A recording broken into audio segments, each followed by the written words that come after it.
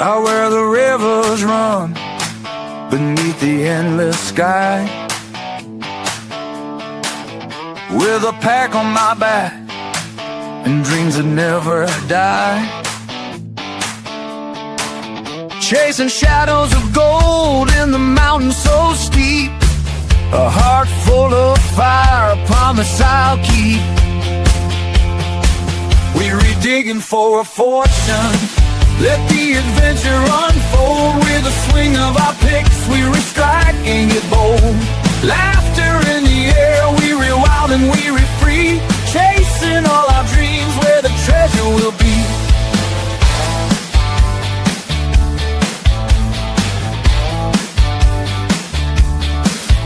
Down in the canyon, the sun beating down. With each step we take, we're shaking this ground. The laughter's our currency, the grit in our hands. In this wild, rugged land, we're remaking our stands. We're digging for a fortune, let the adventure unfold. With a swing of our picks, we're striking it bold. Laughter in the air, we're wild and we're free, chasing all our dreams where the treasure will be.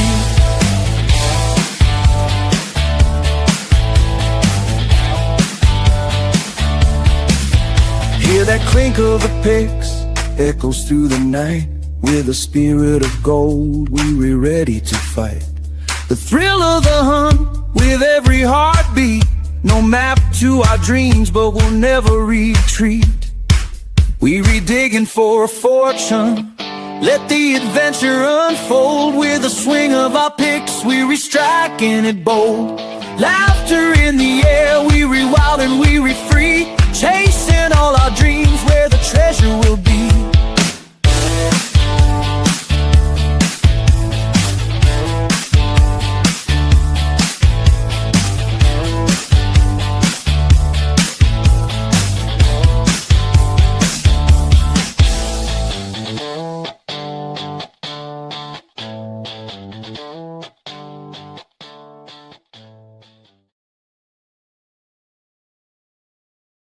What's going on, everybody? Welcome back to the Digging Deeper podcast. I'm your host, Big Red, aka Jaron Colnane. Hey, what do you think about that, Dave? You got your mic muted. You got your mic muted, brother. You got your mic muted.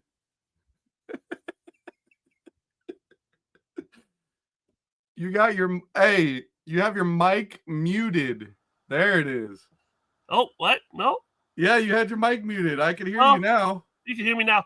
Every once in a while, my crew bought me these glasses because I make these Macho Man Randy Savage imitations at work, you know, talking like him. And so every once in a while I put them on and go down to the floor and try to make them laugh. Sometimes they laugh. Most times they tell me to go back upstairs. That's freaking hilarious. I love the old Hulk Hogan and Macho Man Randy Savage. And it's funny, Dave, that you actually brought that up because my older brother's name is Randy.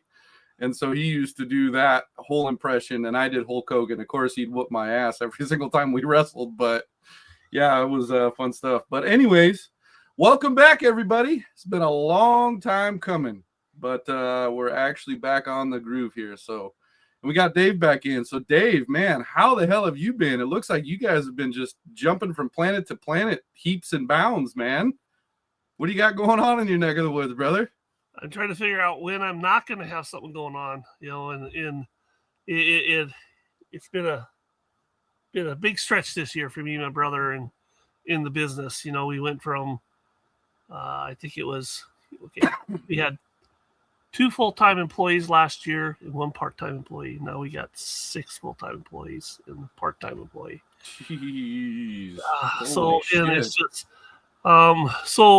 but that's good. And it's been helping me and Tim not pull our hairs out, but it always takes time to ramp people up, but we got a good crew. We got good people. We actually even made like employment decisions like early off, how they say is what's that one person say? You gotta let them go early if they don't work.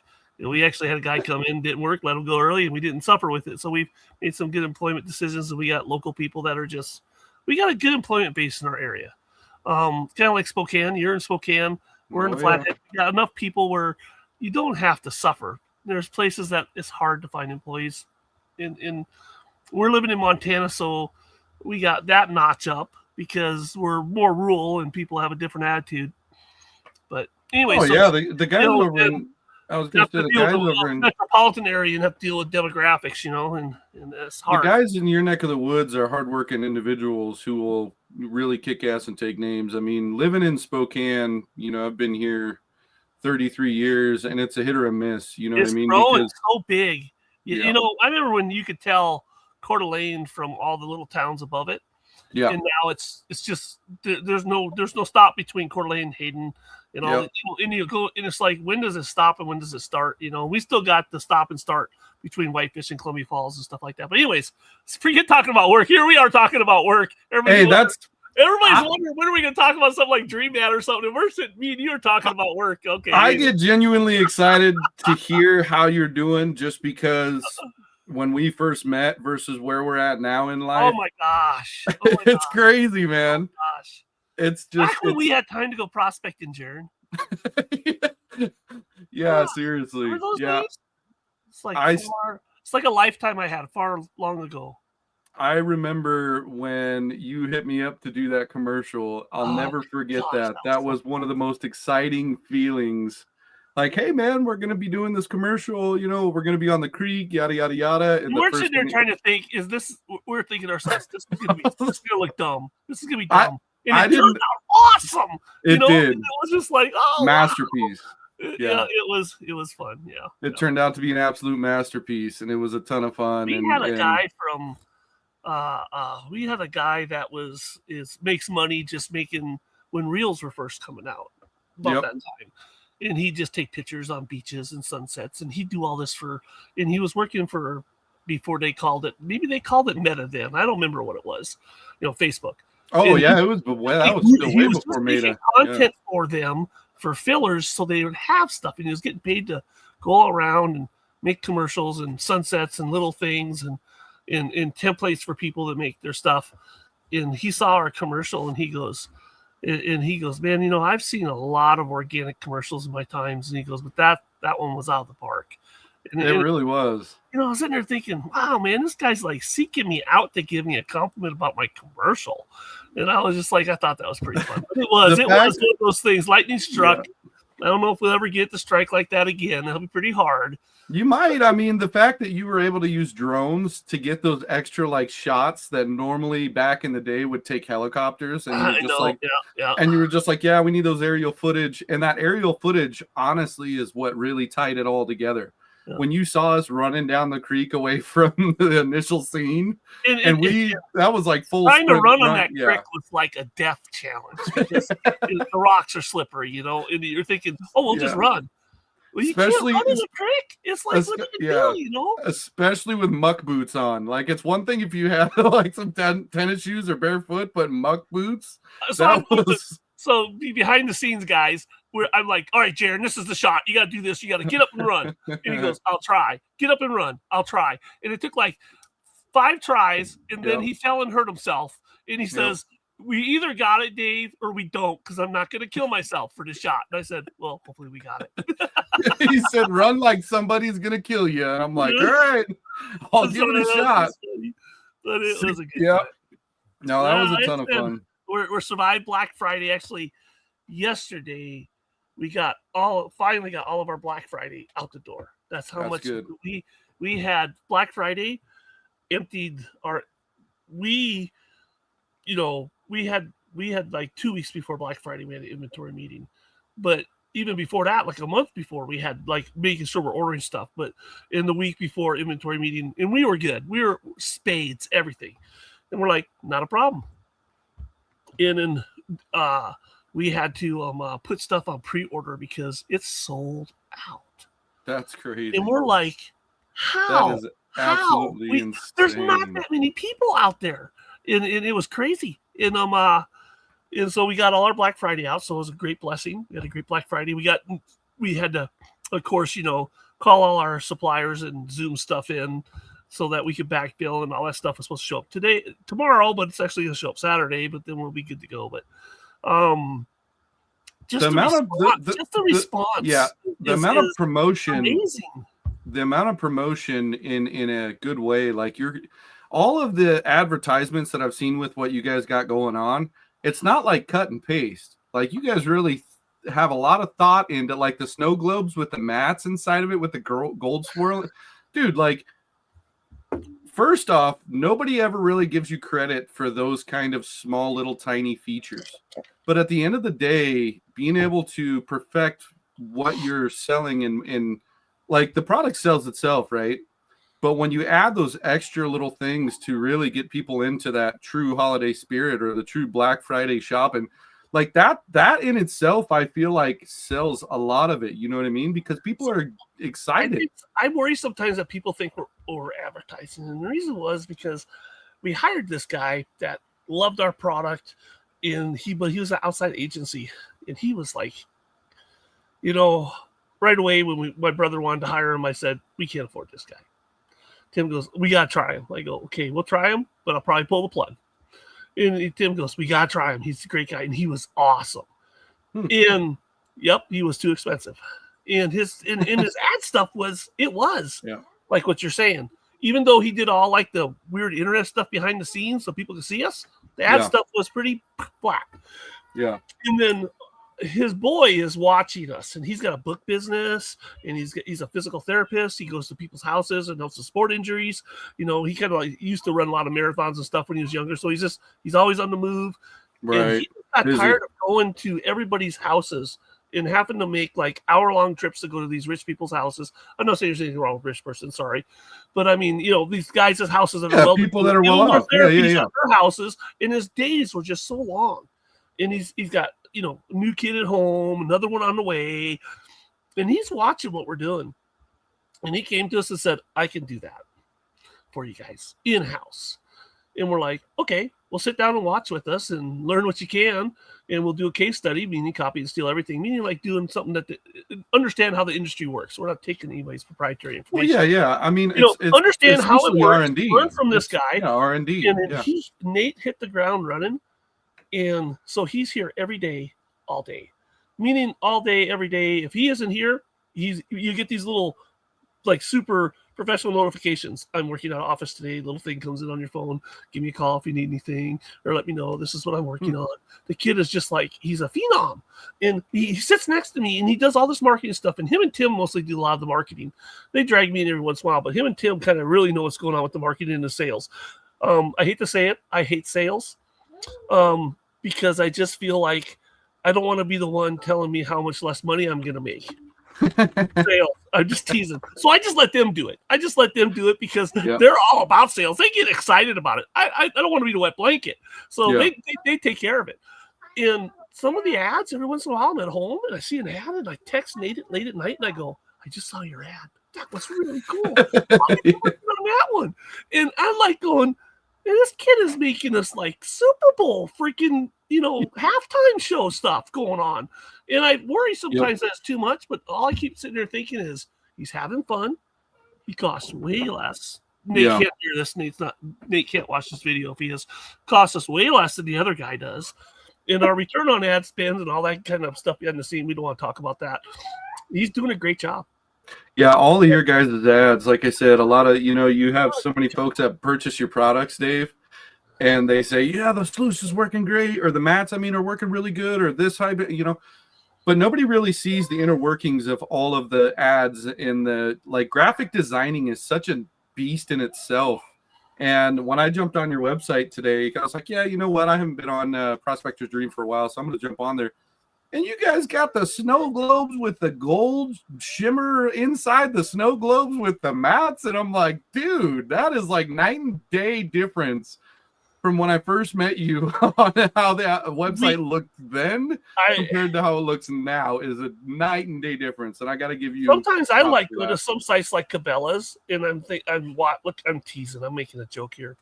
They're pretty good big outfit, but we sell through them. But our places He's I like, go "Oh, shop at, just places in I case go Cabela's, to, I'm making a joke here. reloading stuff and whatnot. And I look at their websites and I know what I'm thinking. Dude, you guys need to pick it up a little. Yep. I just tease him because Nate's so awesome. But anyways, besides Yep. Nate being, it is great. He's in-house, he's family. And actually just today, because Nate, he doesn't get out prospecting much. And he's been out with me on a couple of times. I take him out. I force him to come out and use stuff with me. Close. We did a trip in Libby. Hey, there's the man. I see. Hey, what's up, guys? I'm still trying to get all this stuff working here. We're a little rusty. I haven't touched any of this stuff since we last did a show, so I'm trying.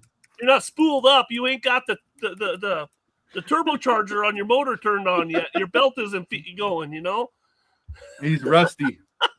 That's exactly it. Yep. But I was watching this. Can you hear me? Yeah, we can hear you.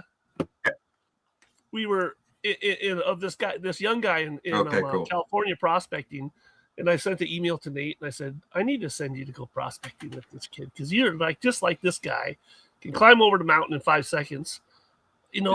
I need to set my people up that are doing stuff for me in-house and send them out there and get them in the field, because everything that he'll do out there will be huge.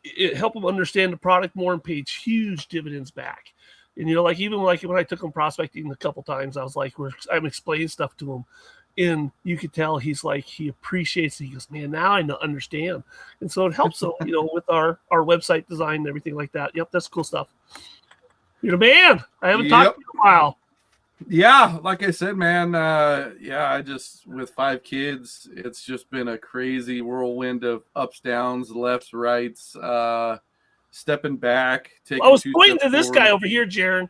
See how the finger goes? You're pointing at me. No, okay. When on my screen, it looks like I'm pointing Are we doing the arrow. this stuff Or again? on the other screen, I don't. Yeah. How are we displayed? I gotta figure it out. Are we doing this stuff, old farts? I love goddamn absolute kids. Oh, geez Louise. No, it's like I was saying, it's been crazy. So how's everybody doing? They're doing good. Hey, Arrow, if you want to give some shout outs, there's a bunch of folks in here tonight. I'd love to give them a shout out if you want. Your feed's Oh yeah, I'm still working all that stuff out. My computer's being slow. I'm sure it has something to do with the weather and my location. It doesn't seem to matter. It doesn't seem to matter what service we get, or fiber or whatever. No one can get a signal that doesn't drop out. Well, folks, I hope you guys are enjoying the podcast. Whatever. Welcome back. Like I said, it's nothing but fun every time we do the podcast. I really was nervous jumping back on after being off for so long, but being able to see these awesome guys here, that's what makes it worth it. And it's a ton of fun seeing everybody over here in the comments. Tina says he was sleeping. Yeah. Yes, he probably was. But let's do a quick shout out, Dave. Let's do a quick shout out here. So let's rock and roll from the top here. We got Arrowhead Lee in the building from YouTube. What's up, brother? David Vila. We got Alan Barnett. Rob, one of our own in the building. Tina in the building. Mama Tina. Let's see here. We got Mr. Don Wen in the building. Jason Goodlin. I hope I said that right. It looks like I said it right. Who else? We got Cliff Summer. We got Other Level Race. What's up, brother, man? I didn't actually talk to you. Oh, no. That's Stephen Bertrand. So you have almost the same name as a good friend of mine that actually just moved down to California. That's funny. We got Prairie Prospecting in the building. Evergreen Prospectors. You guys have been loyal as hell. Love the hell out of you guys. We got Joseph Bossy, Mr. Bossy in the building. He Mr. Bigfoot. Went to our group dig back east a while back. That was a ton of fun. Mr. Cottonwood Trails. That Christina's was the I was just talking about. Huh? Christina's in. I see her feeds all the time on Facebook and on the groups. Yep. Clinton Cartwright. We got we got a bunch of people in the building. Hasbulla 989. Okay. Good to see you, brother, man. But yeah, excuse me. We got CJ Hayes in the building. What's up, brother, man? Mr. Adrian Pincus. I appreciate y'all jumping on. We have a lot to talk about, especially with Dave.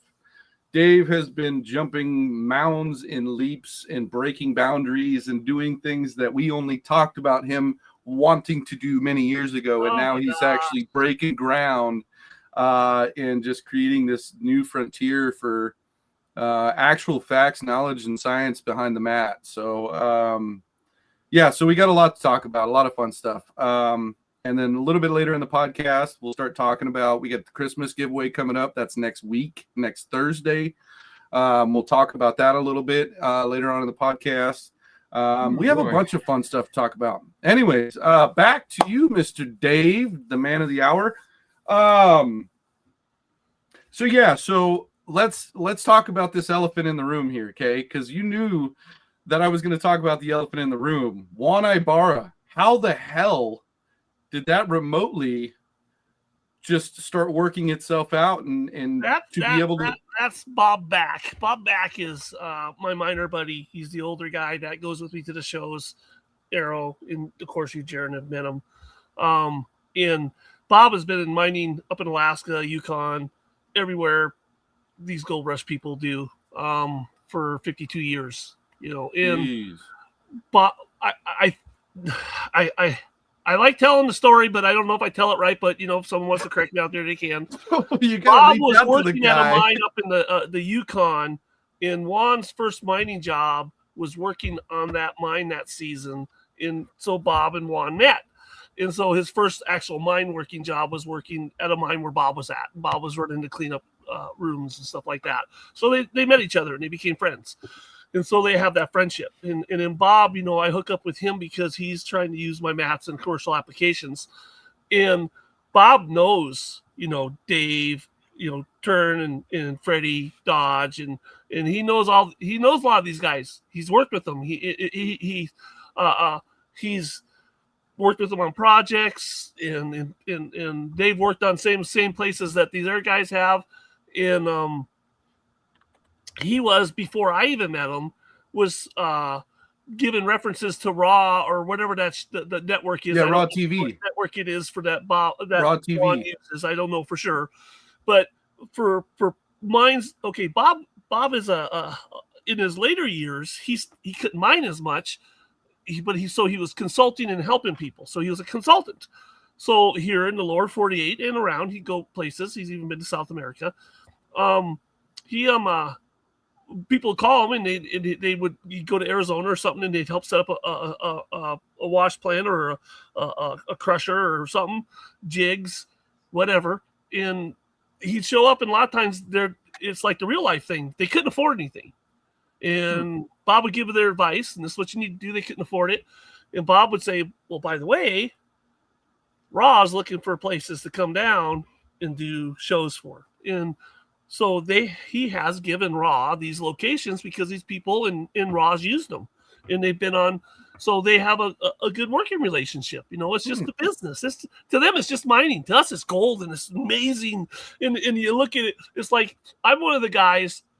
I hate to say this because I'm not like, I don't got the, what do you call it? I don't got the fever, like the weird fever. I guess there's good fevers and bad fevers. Anyways, the weird fevers. Where it's all I gotta touch fever. the gold. I don't have to lick it. You know what I'm saying? But see, what we just see little bits. Are prospectors. We just see small amounts. We go out. We get 3-4 grams in a pan. We're like freaking doing the dance, man. We're like, we're happening, man. We're like, you see Stephen Bertrand, right? And we're like, holy cow, we're doing it. That's our boy Stephen Bertrand. Shout out to you, brother. Mine locations, and I'm looking at the gold and the mats and everything, and I'm looking at them, and I think this is what they're thinking is, I wonder if he's weird. I wonder if he's gonna touch it. I'm sitting there looking at the gold, and I'm looking at them, and I'm looking at the gold, and I'm like, good Lord, look at all this gold. To them, it's just gold. It's just like, it's like, how can it be just gold? But anyway, so Bob is this miner. He's a miner. He goes, and he mined this last season on one of his claims, and they pulled off, So did he reach out to you? How did you meet Bob? Bob bought That's the golden question. Bob bought an industrial mat from Australia because it said industrial dream mat, and he bought it to try it. But it was really meant for like 1/4-inch classify to replace seagrass, and it was supposed to be like industrial, but for like all these black sand and all these operations that crush and really small classified. So he gets the mat, he's running it. It isn't working quite well for him, and he's talking to the guy in Australia, and the guy in Australia goes, "Where are you in the United States?" He goes, "I'm in Montana." He goes, "Buddy, the guy who did dream mat's just right above you. Call him and talk to him." So I called, talked to Bob. I figure out what he's doing and say, well, the dredge mats would work a lot better. That's not meant for that. And so I give him a dredge mat, and he absolutely loves it. And from then on, it was just like me and Bob's relationship was just awesome. That's awesome. And he started basically using because the mat was solving problems for him. And the mat was actually getting him in trouble because he was seeing recovery rates with it that he couldn't get otherwise. Yeah. So we had a big wash plant that was like 150 some yards an hour and had these huge long runs, and it was producing almost sometimes not quite like 150 yards an hour buckets of cons per day cleaning up. I'm sorry to cut you off. 150 yards per hour? Yeah. So up in Gold City in by Drummond in Montana. So anyway, So he's just like 3 hours away from me, and sometimes it's producing like 17 buckets of concentrates. 17 buckets, 5-gallon buckets a day. Yeah, 5-gallon buckets. To clean up. So he's trying to cut the cons, and they were running all the cons through a jig, but that was taking forever. And if you know anything about jigs, it's like it does a great job. It cuts it, but there's a lot of work into it. So a lot of these tools, there's just a lot of work into it. So he wasn't able to keep up with the concentrates. So we tried the dream mats, and we run some tests, and we cut 17 buckets into less than 5. Holy shit. And we increased the gold recovery at that setup by 30%. Dang. By the artist. Anything over like 15% is still a dramatic increase. And so we were 30%. That situation, crazy. It was mostly all fine gold. But that situation, every situation, everybody's dirt, and every situation is different. So, but a lot of it is because they're running large amounts of yardage. So the more yardage you run, the longer you run, the more your system loads up and the more migration you get with like a miner's moss. If you run for a really short time, you can catch everything. But if you run for a long, long time, your system starts loading up. And what do you do with it? And so you got to maintain it. That means you got to clean it up. And so and when you clean up, you produce all those cons. So that's how I met Bob. And then he started, and I just let Bob go. It was one of those things where the guy had so much experience. My first year meeting Bob, all I was doing was asking him questions like, well, how do they do it in the mining? Speak Minese to me, because I'm a prospector and an inventor. I don't speak, I called it Minese. Right. How do they do this? And I, for the first year, I think I wore him out with questions to the point like, but it was exciting. And then as the more that we've seen the dream mats work, and Bob was getting really good results with them, we were getting in trouble. Meaning we were putting them in other applications, other places up in Alaska and the Yukon and places. And right. They're getting good results, and we're getting in trouble. And then I basically wanted to do a test. Getting back to Juan, sorry guys. No, everybody you're good, out there. man. The rabbit trail is long. The many words on the trail with Dave down. I'm just teasing. So I called Juan and talked to him a couple times because I asked Bob for his number, and Bob knew him. And I kind of said, I'd really love to do a test like this. But I really need somebody that, I know Bob's got 50 years of experience. He's but public credibility is what it's called. Yep. And I go, I'd love to do a test. I'd love you to be a part of it. Whatever part you want to be, whatever level, and then Juan's like, buddy, I've been wanting to do this for a while. Let's do it. And then, but during his filming season, he's crazy busy. So we wanted to do it at the beginning of September, and his season kept going out and out and out. And then we ended up going down to Reno because we thought it'd be nicer weather, and it snows on us while we're down there. That's kind of funny. Anyways, so In Nevada, it's snowing the day you show up. No, second day. It was the day we went out to see Juan. It was snowing. Yep. He's up a little higher and above Reno, not very far, but anyways, so I blame it on Bob's wife because she saw the weather report and said, "Hey, it's gonna be snowing up there." I go, "No, it isn't." And she goes, "Yes, it is. I saw the weather report." And I go, "You realize you're coming from Montana, where snow is 95% of your life." But we didn't have snow yet in Montana, and I went to Reno and got snowed on. Now, come on, you brought it with you. You brought it with you. That's it's what like you know that plow joke. You put a snow plow in the front of your truck and you drive south, and then you just wait until someone at a gas station says, "What's that?" You're far enough south. There it is. And so I drive to Reno and I get snowed on. That's how that works. That's how that works.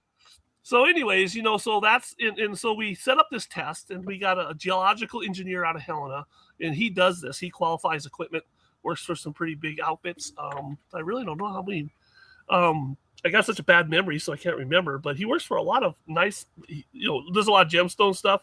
He goes in, sets up the jigs, gets them running right, shows them basically qualifies the jig, shows them that this is where it runs good at, and set the process down, and they get their recovery, and they prove the recovery. He does this for a living, basically this guy is, and so I hired him to come down and catalog the test because he's a PE and professional engineer, also licensed in Nevada also.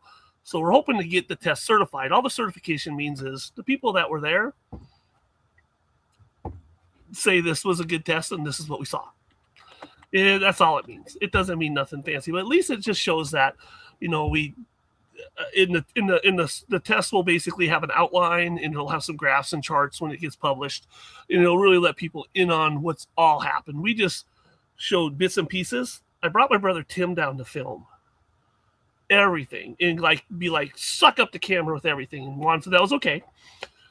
But the guy who was supposed to deliver the wash plant, one of the wash plants that Juan wanted to use, which was his, just borrowed, it didn't come back in time. And so we had to scramble the first day we were there, and he had a neighbor that had a small wash plant, and we had to make it happen. And it was. And I made a joke, actually, when I walked into his shop. This is like mine rescue. I made a joke. And they were laughing. I'm going, but that's what I felt like it was, because we had to scramble.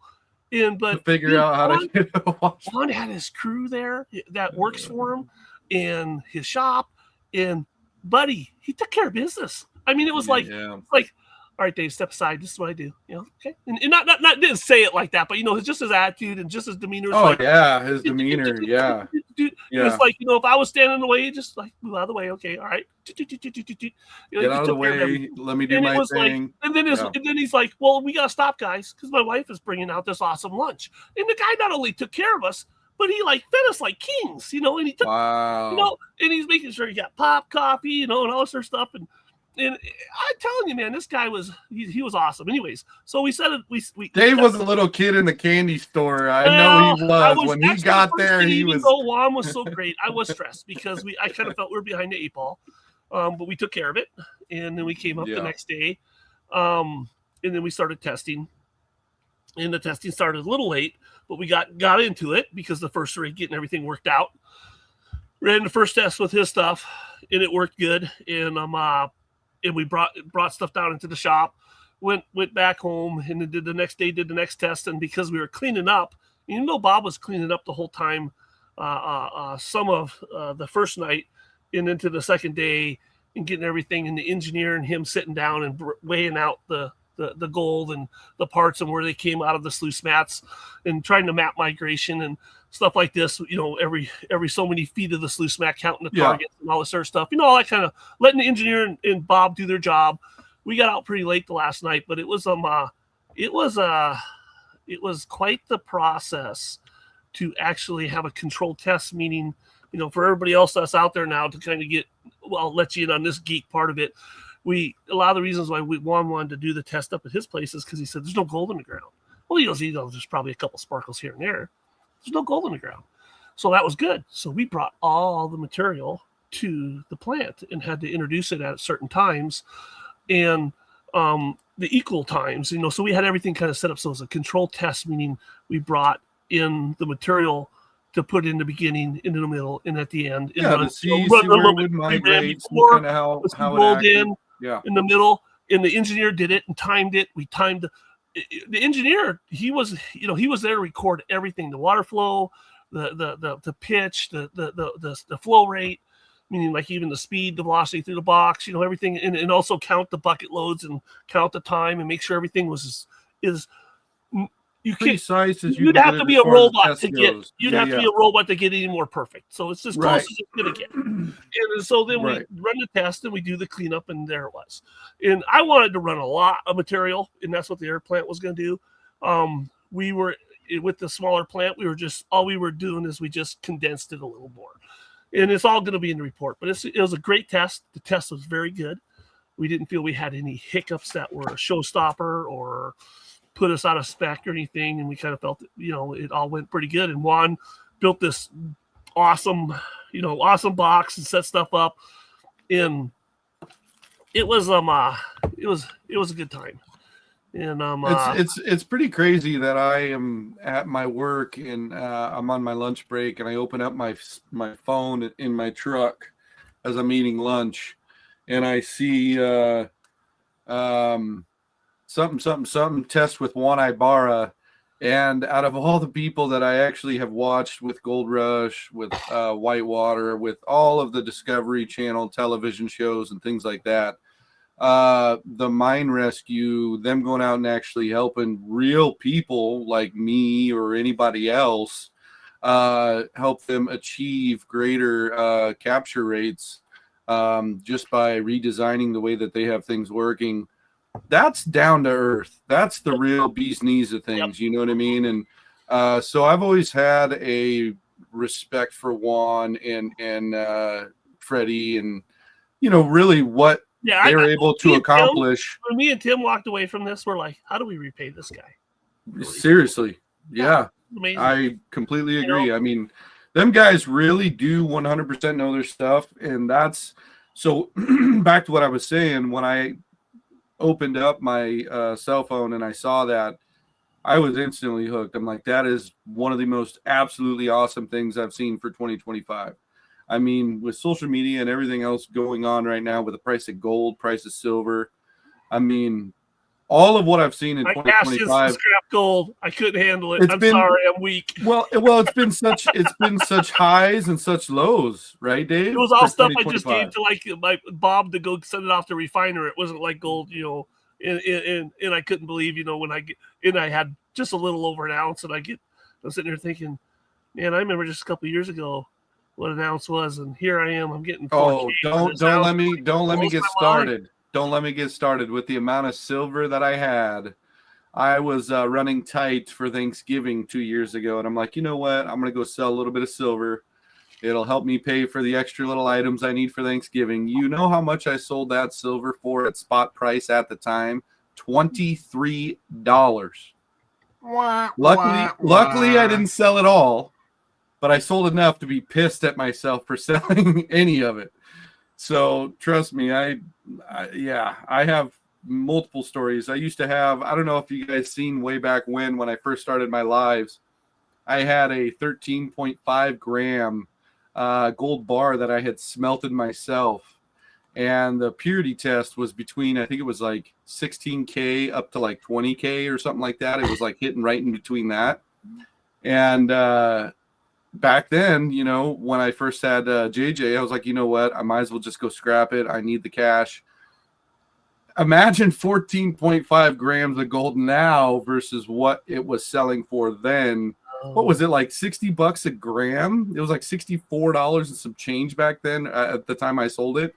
And now it's, So Dave, trust me, I understand 100% with selling now versus, So, but 2025 has been crazy. It's been nuts. I haven't sold anything. I'm still holding. All right. Text them holding. I'm sure there's, I was going to say, I'm sure there's a ton of folks in the in the chat right now. If you guys have held on to your gold and your silver and you haven't sold it yet, go ahead and drop a comment, and I'll pop it up on the screen here. But 2025, I do have to kind of reiterate, it's been weird. It's been wacky. It's been nuts. It's been up. It's been down. Social media with all the gold prospecting groups and mining and the laws and just like everything going on in 2025 has been nuts. I don't know, Dave, if you've been watching, kind of the laws that are, passing and things in certain states. It's just been absolutely crazy. The beginning of the year was just a super high, and then, it dropped back down to a super low. And then, now we're kind of in this end of the year in the middle, not really knowing what's going on. I mean, for us prospectors and miners, like gold and silver prices are awesome. You know what I mean? And that's amazing. You can't get a government official to talk to you about getting any claim or any work done because of that little bitty shutdown. And now it's just going to perpetuate for the rest of the year. So exactly what I mean. You have to basically rope them, going into their house and drag them down to talk to them. Yep. We've been trying to get a hold of our DNRC and our Forest Service to get some claim work done. Yeah. Me and a buddy were doing some claim work, and we're just totally been ghosted.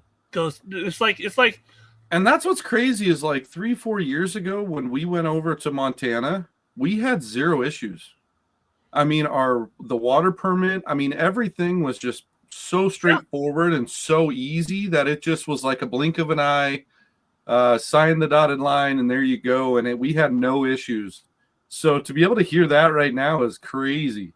But that's, like I said, bringing it back to 2025. That's what 2025 has all been about. It's basically like super highs, super lows, everything in between. And then, social media as well, all the gold prospecting groups and things like that. You see so many negative things in 2025 that it just blows my mind, because just the year before, where there was historic flooding, but there was another big boom gold rush going on, like everybody in social media was just like all positive and all through the roof and just super happy about everything going on. And then, and don't get me wrong, they still are, but it's, I'm still in social media massively when it comes to the other gold groups and the YouTube videos coming out and prospecting and things like that. But I feel like there's just been so much super highs on the roller coaster and super lows, whether it's family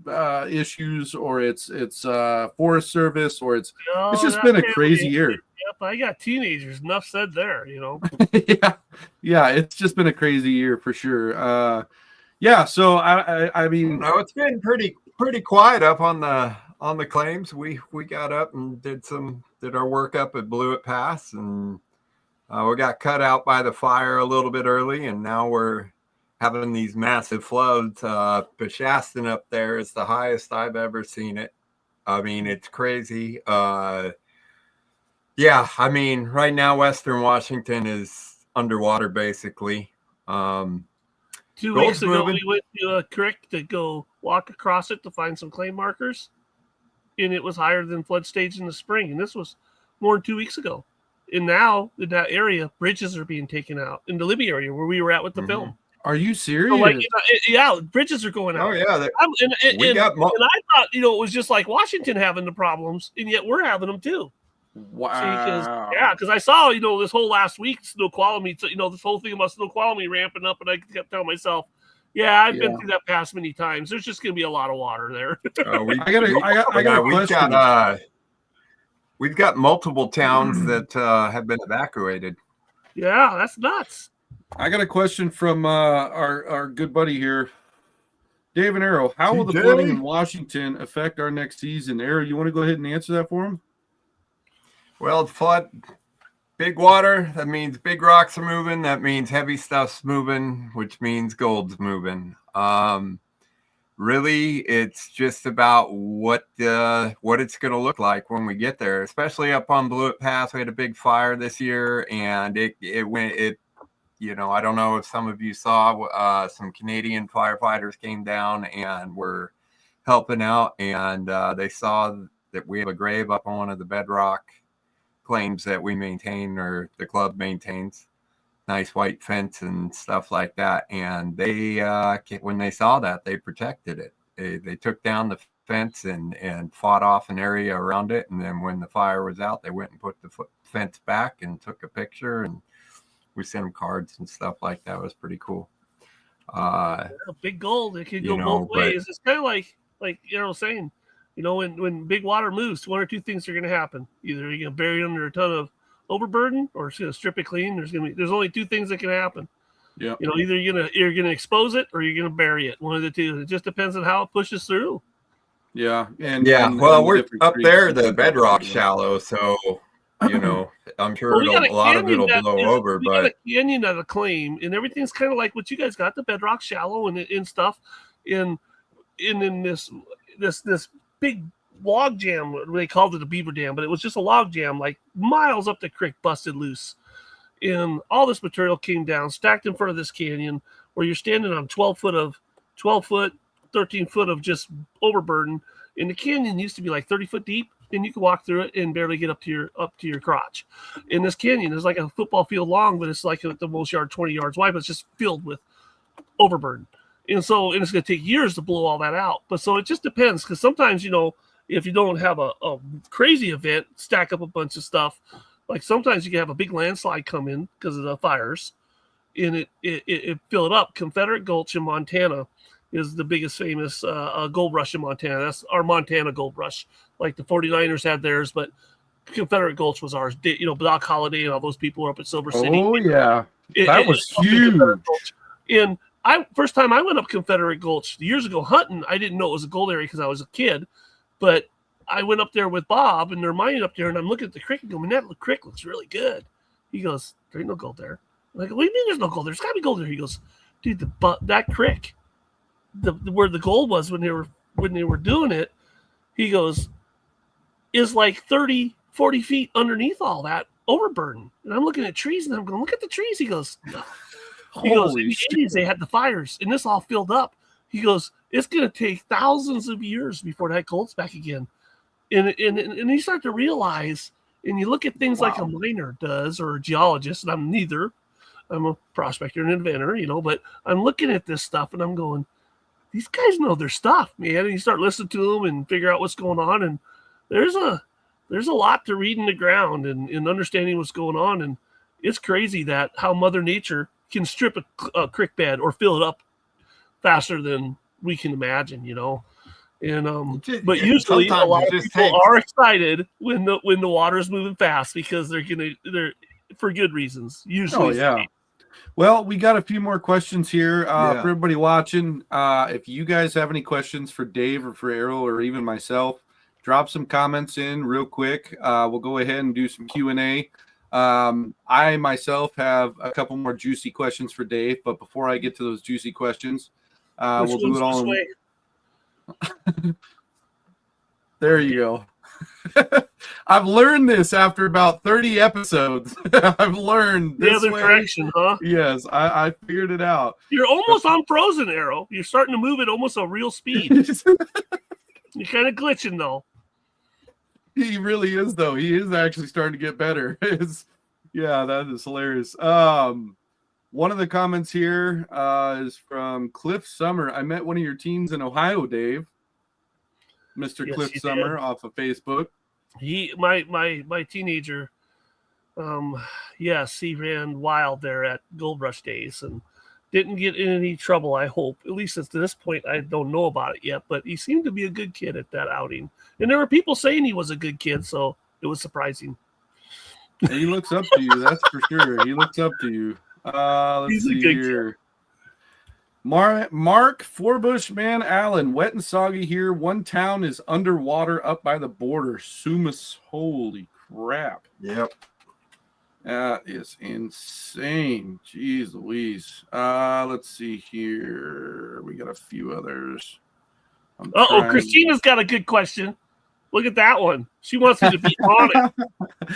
Be honest. She says, be honest. Does Dream Mat actually find more gold, or does it just hypnotize the gold into crawling uphill? What? There's little water. I don't know. Have you stood there and stared at the box, and then an hour went by? Oh my god. Oh, I love it, Krista. That was an absolutely great question. There's a very good possibility. In fact, I have not found anybody that actually did a time-lapse video on their sluice using the Dream Mat. So realistically and technically, that could be a possibility. I don't think any prospector has ever actually caught that on film, though. So let's see here. Life of a gold prospector. He says, good question. Oh, that is too funny. Let's see here. She got one more. At what point do I earn my official Dream Mat badge? After my first spec or after I stop flipping my pan upside down on camera? You earn it when you find the creek that works for you. Because I don't know how many times I have flipped my pan upside down on claims that I actually bought and found no gold. I mean, we found gold in the first couple of days, which was pretty promising. But so I got earning Dream Mat stuff has got a long history of making fun of me with the unicorn in the stuff like that. Where at my Christmas party this year, my crew gave me a journal to write down all my engineering thoughts in and capture all these big thoughts I have, because I tease them every once in a while. They ask me, what are you doing today, Dave? And I go, maybe I'll try and think of some big thoughts and capture them. So they gave me this journal, and it's got a unicorn mane on it, and it's fuzzy, and I can comb it. It's got a comb. It's got all these little markers, and it's pink. And so yeah, so when you when you love Dream Mat so much that you don't mind the unicorn, then you got the official thing going. It's for those stressful days when you can pet the journal. You know, I don't have it. I should actually, if I was, is it downstairs? Yeah, it's downstairs. Darn it. If it was up here, I'd show it to you guys and embarrass myself, but it's pretty funny. we got a few more shout outs to give here. It looks like everybody little late on jumping in the podcast, but we got let's see here. Thanks, I got Tina. 3 screens rocking and rolling here, so just give me a sec here. Christopher Lee McQuilkin. Hey brother, man, I actually follow you. Good to have you in the building, man. And then I forgot to give you a shout out earlier. Life of a Gold Prospector, man. It definitely is good to have you in the building for sure. Yeah, and then Tina said, I just saw it. The Dream Mat rocks. And then, she's been a Dream Mat supporter for a long time. There's a lot of people's names on here I recognize. Yep.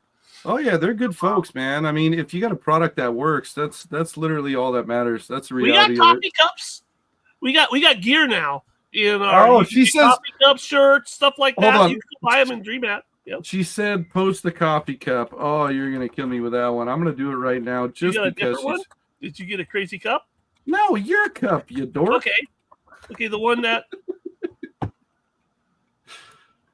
Your I got cup. Hold on. I just saw it today too. So you have the enamel mug, red and green. It says dope. It says I can't see because the screen is so small. Department of Prospecting Efficiency. Yeah, we thought that was going to really stick for a long time when Elon was doing that Doge thing, and we called it the Department of Pro. So it kind of fizzled, you know. Elon, I didn't still hold love out it. for us, but you know, Still tried. badass. You got the Bigfoot Sluice coffee mug. You got Capture Your Dreams coffee mug. Yeah, you need to get your butt over there and check out prospectorsdream.com. They got some awesome stuff. They got some hats. They got shirts, sweaters. I mean, they got the bee's knees of what you need. I really love that Bigfoot Sluice boarding hoodie that you have, Dave. You need to send me one of those. I'd love to rock one of them. Okay, all right. I'd love you one. to, because I was right next to him when he was doing that. So it's only fair that I get one of those damn hoodies. Yep. That was a ton of fun. But anyways, so back to what I was saying earlier with my questions. So aside from what you were rocking with Juan Ibarra and things like that, I know a little bit earlier on you started rocking and rolling with Cabela's, which was a huge feat. I mean, that is just absolutely badass. The logistics, SKU numbers, the product inventory, the placement. I mean, I worked. Well, me and Tim tried to get in Cabela's forever, and Yeah. it got to the point where, you know, I told Tim wanted to do a lot more when Tim was trying to take on more, and Tim was doing marketing, outside sales. and kind of like distributor stuff when Tim was doing it. And I eventually took on other distributors, but Tim was doing some stuff. I looked at him and said, "Get in Cabela's." I go, "You want to impress me? Get in Cabela's." And he took care of it. He got hooked up with Cabela's, got talking to the people, got the deal going, and then they sent us this big old pile of paperwork. And one day I was talking to Tim. I go, "What's your problem? Why can't we get into Cabela's?" He goes, I just don't understand this stuff. And my brother Tim will never ask for help because he's just a proud guy. He goes, "You might have to help me, big brain." But I'm like going, okay. So I grabbed this pale paper firework thinking, okay, he's just overwhelmed. He just doesn't understand it. I look at all the paperwork and he goes, "What do you think of that paperwork?" And he goes, "Can your son help us with this?" Handed him it. And Nate came in before he was working for us. And Nate, that's how we kind of knew Nate needed to be we were begging him for about a year to come work for us. His son came in, took care of it all online, did all the paperwork, set up the software, set up the integration systems. We couldn't get none of it done. And he came in and he just basically cut our meat, and put it in our mouth and chewed it for us. The whole thing, Yeah. wiped our butts for us, So like, and he got us in, and it's like, then we like Nate, like, come work for us. And it was amazing how when you got these you should have had that. You should have had his son working for you from the get-go. If he is able to accomplish what he was able to accomplish with that deal. He was doing very well with his stuff, and he was happy at that time. But then the traveling just got ahead of it, overwhelmed. But now he works for us. So now he's a cat. He's a prisoner. No, I'm just teasing. But well, he is amazing. He runs our whole website. I picked the inventory system. He helps us work it. It's amazing the things that he does. It's just crazy. But so my other two big questions, that wasn't one of them. Sorry. That's how we got the Cabela's. That's Nate did. Basically, that's got us in there.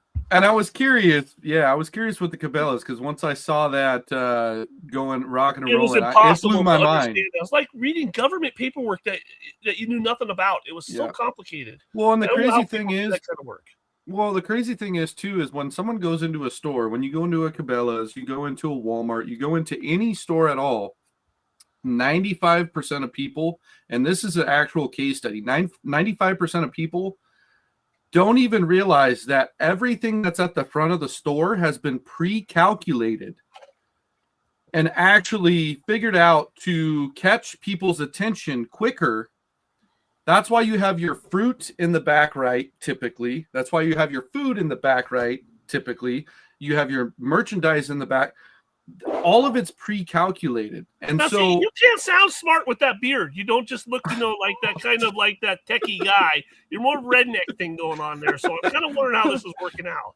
But it blows my mind because the vast majority of folks don't realize that that's how grocery stores, that's how all those stores are set up. And so to be able to see that picture that you took with your product on an end cap, which for those that don't know, an end cap is basically you have your rows in a store, but at the very end, you have products as well.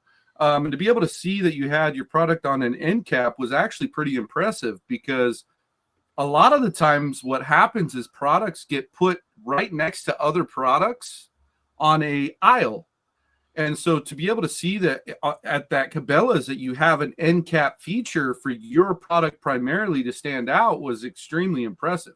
We have Cabela's, when it started taking off, we didn't know how big it was going to get. And I don't want to brag because I just feel so that I'm just so blessed and thankful. I don't want to brag, but we had to hire a gal because Nate couldn't get his marketing done, taking care of Cabela's, and Tim didn't want to do it. We had to hire a gal, and that's her job, is shipping all day, packing and shipping Cabela's full time.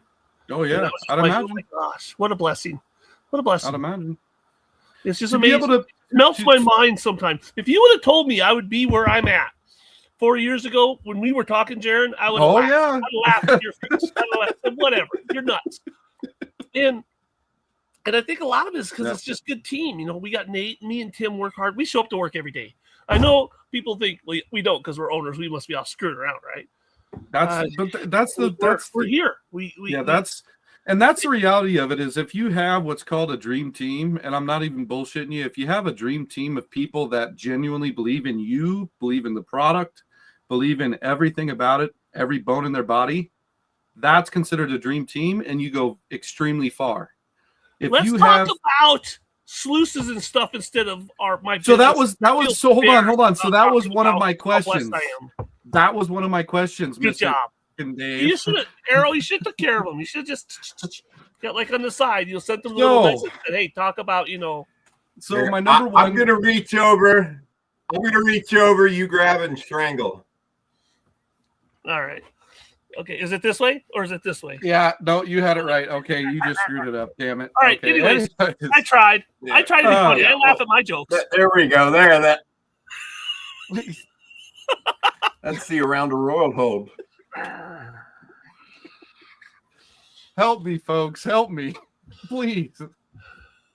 So the first question I wanted to ask you: what is your number one best-selling product? The product that absolutely flies out, and I'm not saying like the most expensive or the most cheap, the most sold product that you have today. Okay, for the small products, this is a prospecting buddy. Those things,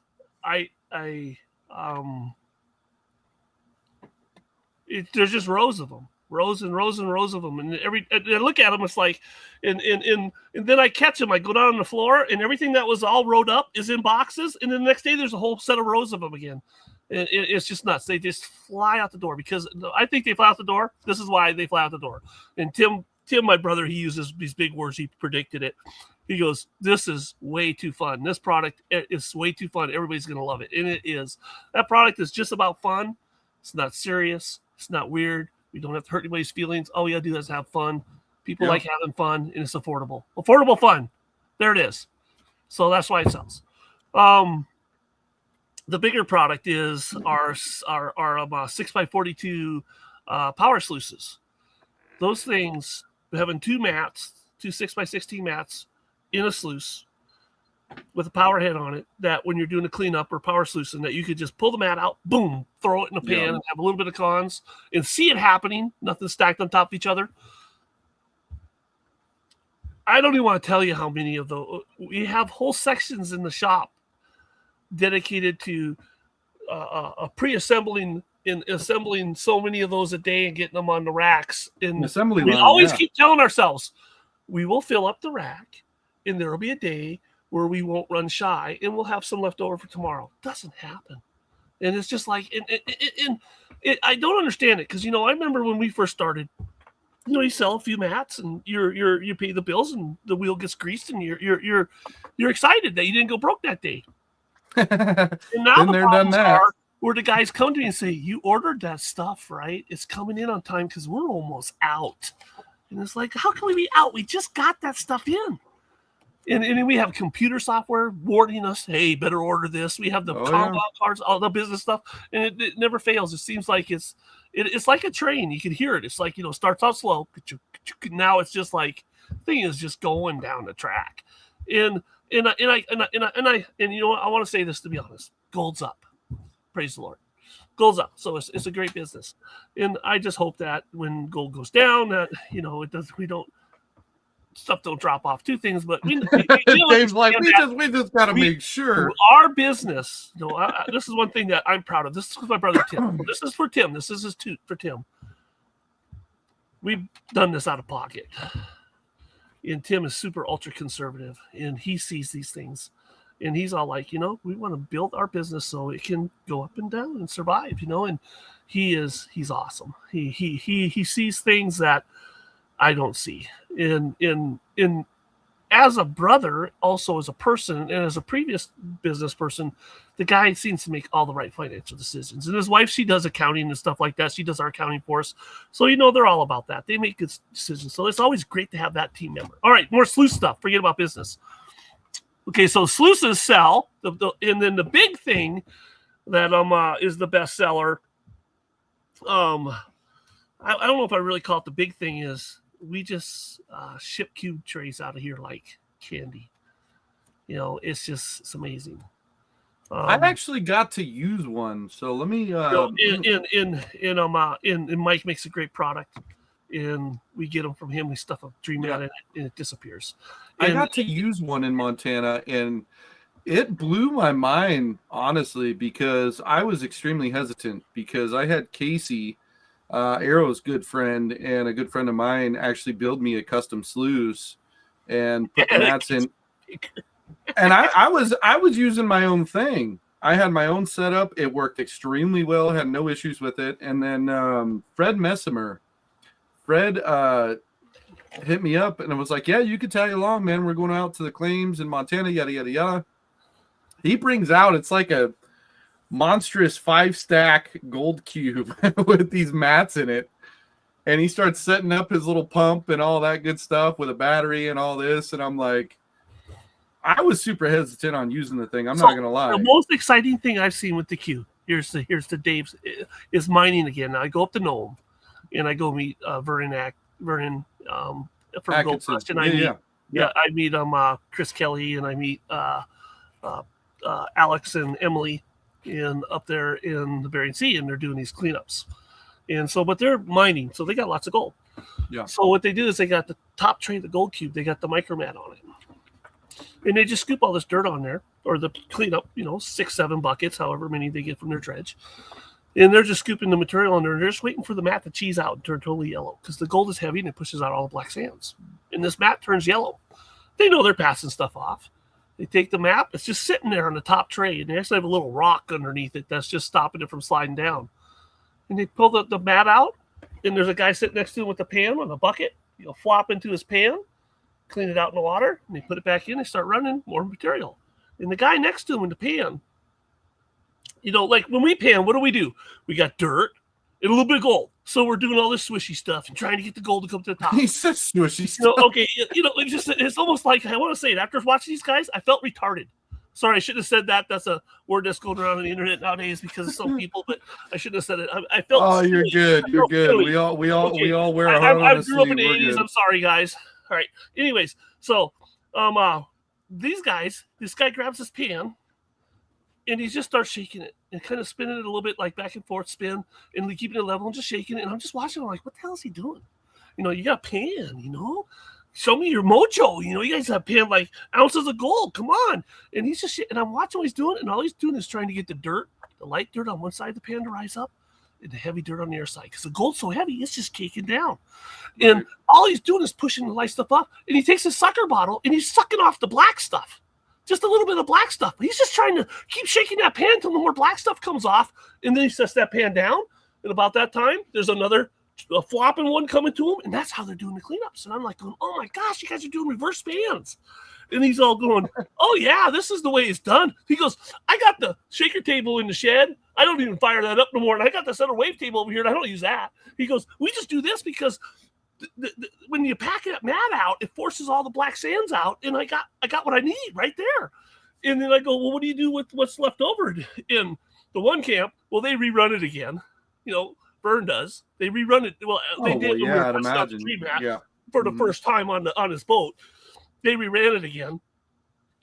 The Kellys, he looked at it and said, "For the next run, we're not losing it." And he goes, "At the end of the year, we'll clean it up." Because I'm like, so I looked at him, because I'm thinking prospector, not thinking miner, and I'm thinking why, and he's all like, "Because it isn't worth my time to go after a little bit and have to be a prospector like you and take all that time when I could just mine and just get the gold." Yeah, get what I need to get out. Yeah. And I looked at him, I go, time is money. Time is money. And it ain't going nowhere.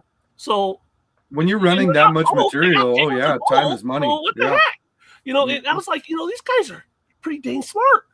And I was like, wow, I go, I need to hang out with these guys more often. But see, of course, just don't go to the bar with them. Don't go to the bar with them, Dave. I'm one of those guys that wish they had a gold mine. I'm just a wannabe. This guy, get out of here. This guy, you're working on some projects. These mine. Oh man, I tell you what, I see these gold at these mine. Bob was teasing me one day. So Bob was teasing me, and I'm like, "Hey, I saw, I got done that. We got running done that day. And we had a whole bunch of gold at the top of the mat. I go, did you take a picture?" He goes, "No." He's got a flip phone. And I go, "Take a picture for me, Bob." He goes, "I'll try to remember." So then he calls me about a week later and goes, "Hey, you know, I thought about you the other day. The sun was setting. There's all this gold in the mat. It was just the sun was hitting it. It all looked really pretty. It was just great. We had probably about, I forget how many ounces he said he had in it. And I go, you got a picture, right? And he goes, no, I forgot then too. So, but anyways, I just called to tell you that there was a lot of gold in the mat. What an ass. And it was like the next day he took a picture though. But it's kind of funny because they're used to seeing it. Yeah. And it's just work to them. Yeah. And then, I sit there and I look at it and it's like, I wonder if they're going to think it's weird if I touch it.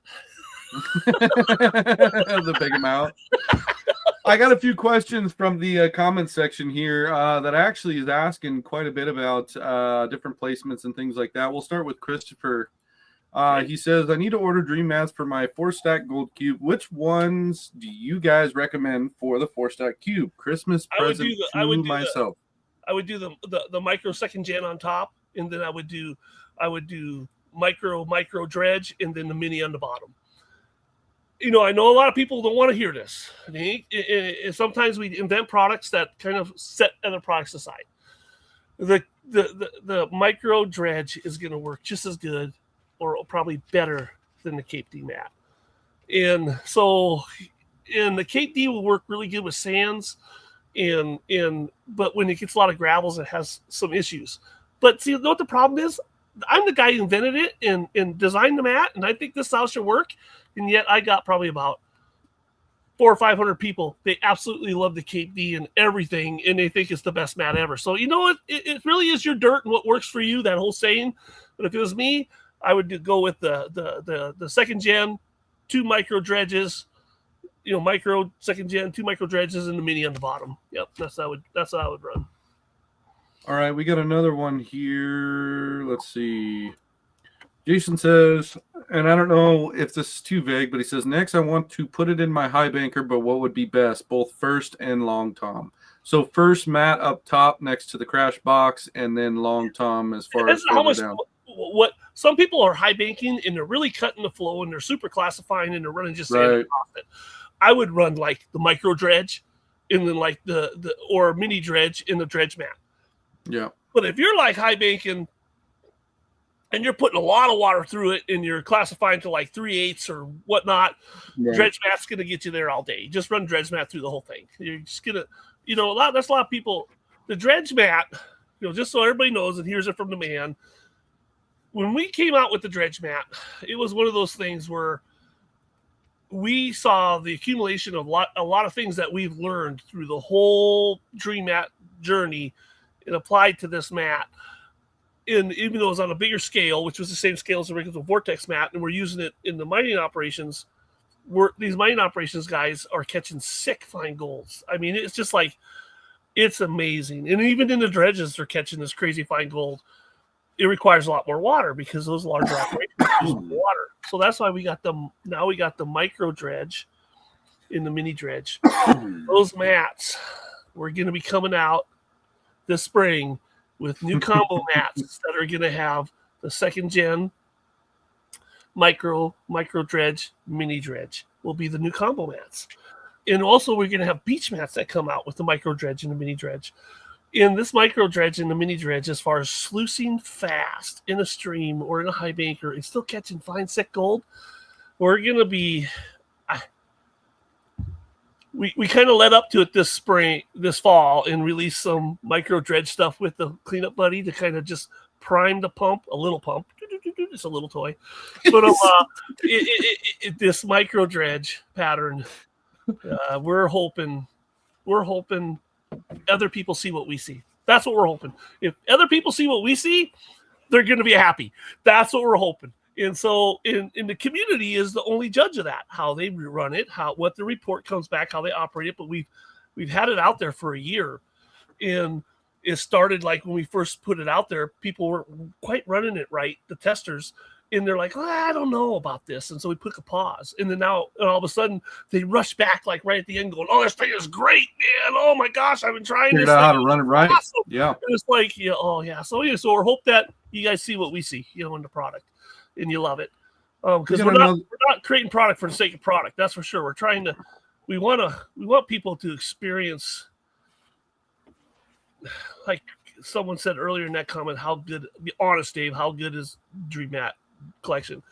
We're really trying to help people with, I go visit them. Like when I drove out in the micro dredge mat, a lot of what we did, the micro dredge, the second gen, was the first set of the solution of going out and visiting Martin on the beaches in Lake Superior and looking at what the products are doing. And then we made the second gen. We made a quick correction. Boom. We took the Dream Mat Micro. We made that quick correction, and it was, oh my gosh, it was amazing. And it was all about meeting with people, solving problems, seeing what they're seeing, really seeing real world working conditions.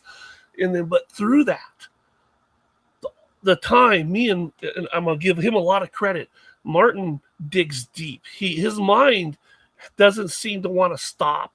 And it's almost like you just got to say, enough, even me, enough talk about mats for today. Let's go have a beer because my brain is full. And Martin, he digs deep into why things work the way they do. And he is, in a lot of ways, that trip is really, these things are responsible to realizing that if we could bring that dredge mat and everything he's describing the problem into a micro dredge and make it work, boy, we would have a winner. And oh yeah, big time. Over a year for that for us to do that, and a lot of it was Martin. This is how good of a customer he is. He called me and go, "So you're working on that, aren't you?" And I was like, "Well, I've been working on some other stuff." Well, you knew to get busy and get working on that because I really need that because I need to go catch some more gold, and I know you're going to work on it because we talked about it, and I need it. So here's this guy. He called me, like every month, and he'd be like, "You know why I'm calling you?" It's like, "Yeah. Have you been working on that?" "Haven't touched it since we last talked." He goes, "Buddy, you need to get off your butt and get on that." But in a good way, because he's a great guy. But it's kind of funny. It's like you realize people want these problems solved so they can catch more gold. And is everything going to be perfect? No, nothing's ever perfect. But we're trying. Well, and to come up with what you were saying, I believe you were speaking about Martin Tuckbaum. Tuckbaum. Yep. Tuckbaum. Yeah. We got a comment here from Mr. Raymond, one of our good PB members. I know Raymond. Yeah, he's a good dude. He's a great dude. He supported PB since the birth of it 3-4 years ago. He says, Christopher Lee McQuilkin, you should reach out to Martin. He's mastered the art of placing dream mats in his gold cube. He's done some pretty cool modifications to the cube as well. We have to lie. Me and Martin have to lie. I'm teasing you. This is how I want people to hear this. This is how good Martin is at catching gold with the gold cube. We have to lie and downplay it. Because if we told people what he was doing, this is what they'd say: bull crap. Bull crap. That's what they would do. Because so he's like, so I gotta lie. I make the mats and put them in the cube, but I don't got Lake Superior right there, so I don't have that opportunity. I'm looking at what he's doing, and I'm like going, "You're the man." And he's all like, "But I need more, Dave. I need more." And I'm like, "Are you not satisfied?" And he goes, "I need more." Jim over at Cottonwood Gold Trail says, Martin is great. Love having him come to camp. He's a great guy. Let's see here. We got a few more actually. Mr. Jason Goodland says, how does it handle clay as finding a layer of it before bedrock? There's so many different types of clays, and the reality is if you're running clay in whatever the water speed is, if that clay starts to settle and pack or slime or pack in, there ain't much you can do in any system. So it's all about trying to figure out how to get the gold to liberate. And some clays got slippery water, some clays don't. Managing clay is if you can keep it from clogging up your system and get that gold to liberate, you're gonna win. But with clay, if you slow down enough for uber fine gold, there isn't much out there. You're gonna pack out fast. Yeah, it's a catch-22. Yep. We got another one here from Mr. Jim Harpold. He says, has anyone ever tried using silicone, with a dream mat design? Okay, the mercury has an infinitive to gold. It bonds. It's amalgamates. It is something that we can see and measure and look at. Aluminum does not. It galls on a mechanical level. It is this gold's atomic twin. I'm getting really geeky on you guys. I used to work the old. You just called me a non-geek because of my beard, and then you're gonna get geeky. Well, here we go. You gotta do something with some glasses. Let me just take this off real quick. You can probably get some really goofy glasses that make that beard look geeky or something. but you're just not making it. Or you just know, cut you're it not off. standing Yeah. there. But, you know, I used to work with the semiconductor industry, and we do everything on a nanoscale and talk about all this crazy physics. And they live in this real world of where things work and they don't. And you learn from these people what you can do. In silicone, does not have an infinitive to gold. It is a little bit more catchier, or you would say has the ability to More grip. its durometer it's not the silicone chemical agent, but its durometer is softer, and you're using whether it was silicone or another exact agent, that same durometer in its ability to catch the edge of that a flake and hold it. There is some pluses there, but it isn't sticky. It feels kind of sticky because this is if it was sticky, it would stick to everything. It can't just let everything fly off it and only catch gold. It doesn't have an definitive. Silicone rubber, you know, as far as like chalkboard on a miller table, chalkboard catches flat gold for a reason because it has that ability for the flatness of it and this roughness to catch those little edges of the flat gold, but the round stuff will still roll off. And silicone is kind of doing the same thing. It's catching some things, but the reality is that if your profile isn't intelligent and it's silicone and it's a dumb profile, probably going to have a hard time catching gold. Now, if you have a smart profile, like he says with DreamAt, how much better would it do? And we have a pretty good durometer with our rubber and the urethane, and it's catching pretty good. But one of the things that I use to judge what you're talking about is we made a thermoform. And we sat around the room with a lot of people talking about stuff like this. And the synopsis from a lot of people was the thermoform will be too hard. And it won't catch the gold. And it'll blow everything out because it's too hard and fast. And the rubber, we need the rubber thing. And then I made the thermoform, went down to some fine gold collection, and it worked better than the rubber one. Why is that? And it was all about surface tension on the secondary boundary layer of that harder surface and how it acted. In the silicone, in a lot of ways, I look at it like a wear factor and a manufacturing factor and an issue.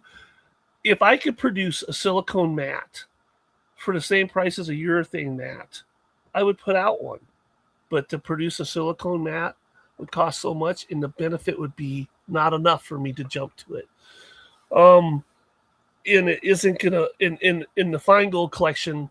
Actually, I believe in the harder product would outperform that softer silicone product. Until the only way I could prove this is if for some reason I took the time and I got really intrigued and I did a clone of silicone and a clone of harder and a clone of arbitarial and ran independent hard tests, same conditions, same gold and everything, and looked at them underneath the microscope, so to speak. And I just haven't done that yet. So, but at the end of the day, silicone could win, but I haven't done that test yet. But my thinking is I don't think it's going to win enough to warrant how hard it is to manufacture a silicone mat and the cost of material and the stretchiness and all that stuff. So it's kind of one of those things where I'd have to really be intrigued with seeing something that I haven't seen yet. So I'm still on the fence. I got my opinions. I could be wrong. I've been wrong before. I don't know. You're always wrong. What are we talking about? I never said I was been wrong before. I didn't say that. Wrong. You're always wrong. Everybody just says you're right. We got some more here. Mr. Paul Schreiber, why do you have to make a better combo mat? That's always my go-to. Just leave the damn thing alone. I tell you what, the combo mat has plagued me. The combo mat works so great. It does. And leave the damn thing alone, Dave. And you know what? I get people that tell me these stories on what they're doing.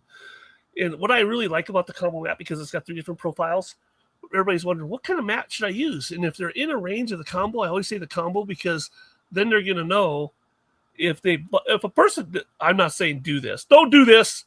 Don't let this person talk right now. Anyways, I'm teasing. All right, make sure you're quiet. I would buy the combo mat, and I said, well, really it's the micro mat that works the best for me, or the mini. And why did I buy the combo mat? And if they complained, I'd say, okay, I'll just send you a mini, and you can send me the other one back. But I wouldn't do that, But I'm just saying, it lets you see what really is working for you. But the problem with our combo mat is, and because I'm the worst car salesman. If you came to me, I'd tell you everything that's wrong with the car. I'd never sell it. Oh my gosh. I tried selling a boat for 9 months and couldn't sell the damn boat because I told everybody what was wrong with it. Oh, I'm just terrible. But the KD mat slows the material down so quick to catch that fine stuff. We see it go over the micro mat real fast, and it hits the KD and slows down and goes over to mini fast. And I felt that the speed of the material going through there wasn't balanced right, even though it kind of change up is good though. And the people love the change up. I was kind of thinking it needed to be more balanced. And what we're seeing is with the micro dredge and the mini dredge and this new combo coming up, we're going to be able to run, I think, a lot more material in that micro dredge. It's going to be like, hear that sound of that music coming in out of the clouds in the background. And you'll be, I'm telling you. The old Halo music. I went and tested mats. I went and tested mats at the creek because I have to touch them, run them, and work with them. And I usually take somebody that's never ran it so I can see how they do it wrong because I want to see what the mat does.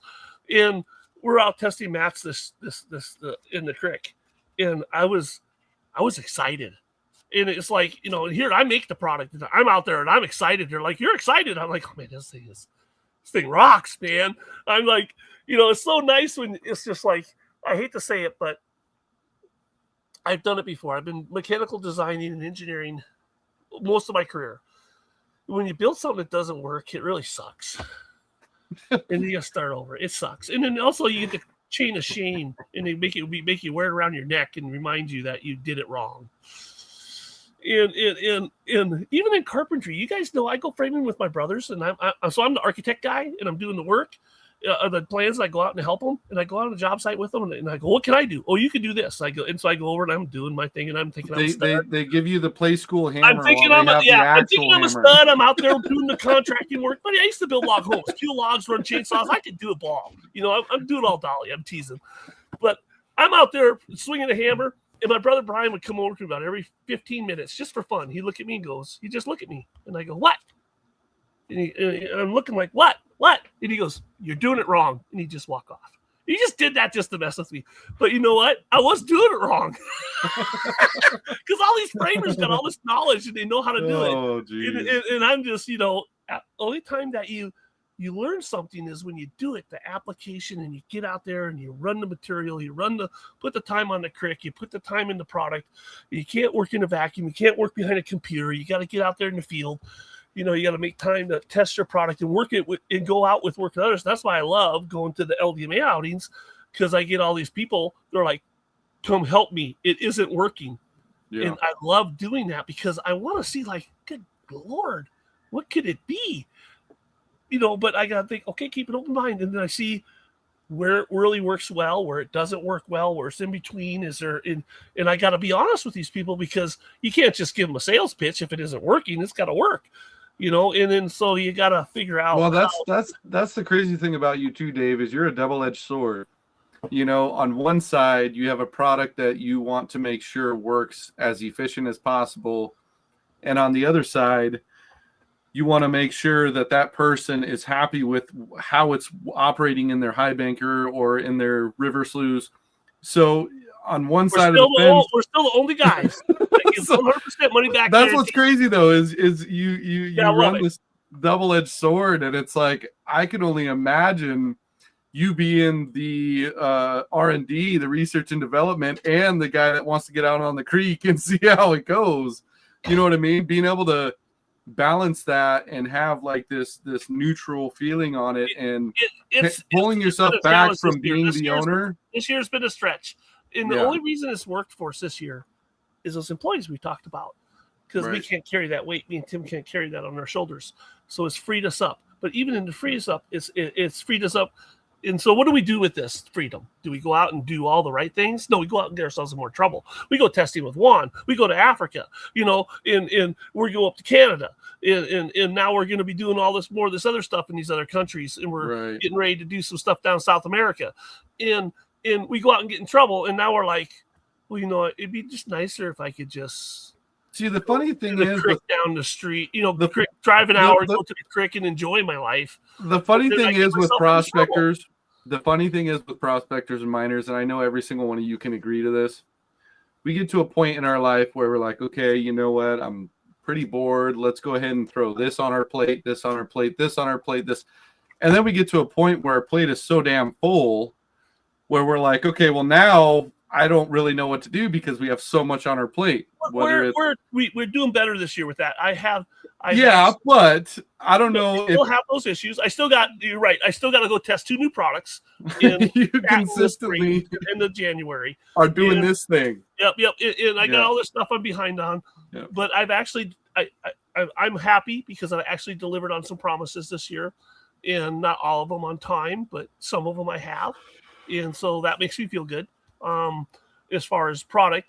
As far as, and we actually even had some, how can I say it, accidental windfalls that just, you know, it's like, We'll take it. You know, it's like someone shows it to us. It's like, okay, we want 10 of those. You know, anyways, so we've had some good windfalls, you know? Yeah. We have a crap load more questions to run through. Good. Let's do it. And I just want to pick the hell out of your brain, Dave. I haven't actually seen you face to face like this in a couple of years, so I just want to pick the crap out of your brain right now. So we got Mr. PA Patriots prospecting. Go for it, Daryl. Oh, I was going to see if he had any secret mats in the mat cave coming around. I let it out. It was the beach mat, which is the micro dredge, mini dredge that's coming out. I let that out of the bag just a second ago. In the combo mat, which is going to be the 2nd gen micro dredge, mini dredge, which will come out in the spring. And actually, you know, just tell you the truth is that our products are customer driven. We don't. I wish I could. I wish I had a crystal ball. You know, the ball. He says this every podcast. I know, and I can guess what it is. Someone give them a crystal ball, will you? Send it with a unicorn in it. With a unicorn in it. Yep.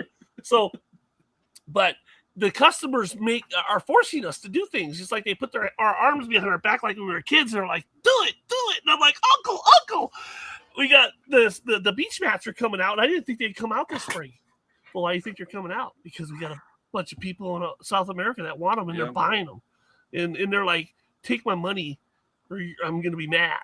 You know, and I need this product to solve this problem. They've done testing. You know, and they want to do more testing behind, you know, and so we're you know, so we got people that want it in South America and a new customer that wants to try it, and they're like, and so it's customer driven, and that's always exciting when you see it, and also Nome, I'm hoping to, not saying it's going to happen, but I'm trying to work a little magic there. I want to get back there this next season. Me and Tim are looking at our travel schedule. We're going. This time I'm coming with. I know I was off the seat last time. Tim's like, I tell him I want to go back up to Nome. Tim's all like, well, let's just calm down here. We got other schedules we're going to. We got to talk about this. I'm coming this year if you guys go. I'm coming. I already told my wife. It's happening. So hopefully I'll be up in Nome testing some beach mats. That's the hope. If our schedule looks up to it, I have a camp that uses our mats up in Alaska. For 2 years, he's been asking me to come up. In 2 years, I've been in Alaska and I haven't been there. So I'm thinking next season I'm going to be up there. So I'm trying to do 2 places in Alaska this year, maybe, but it'll have to be one trip. But you know, it's okay if I get lost in Alaska. You know, it ain't going to hurt nobody, is it? Yeah, I mean, even if I'm out of cell range, it'll be okay, right? If you got Starlink, sure. Freaking Starlink! All right, back to the questions here. Let's see. Let me try to scroll down a little bit. Let's see. Depends on what you're using. I ran my keychain high banker for 6 hours and never lost any. That's actually badass. We had a keychain high banker. I make these little keychains, and then someone screws off and says on the internet, just joking, we should make a high banker for that. Then Coulter goes and makes one for a toy. And it's supposed to be a spoof. And he puts the video out as a spoof to say, haha, and just have fun. And then all the responses come in. And we're like, Coulter, how many of those can you make? And he goes, make? What do you mean? It was a joke. I go, Coulter, you need to make some of those. Some people want them. Well, how many do you need? Oh, gosh. gosh. How about we start with like 500? And he goes, what?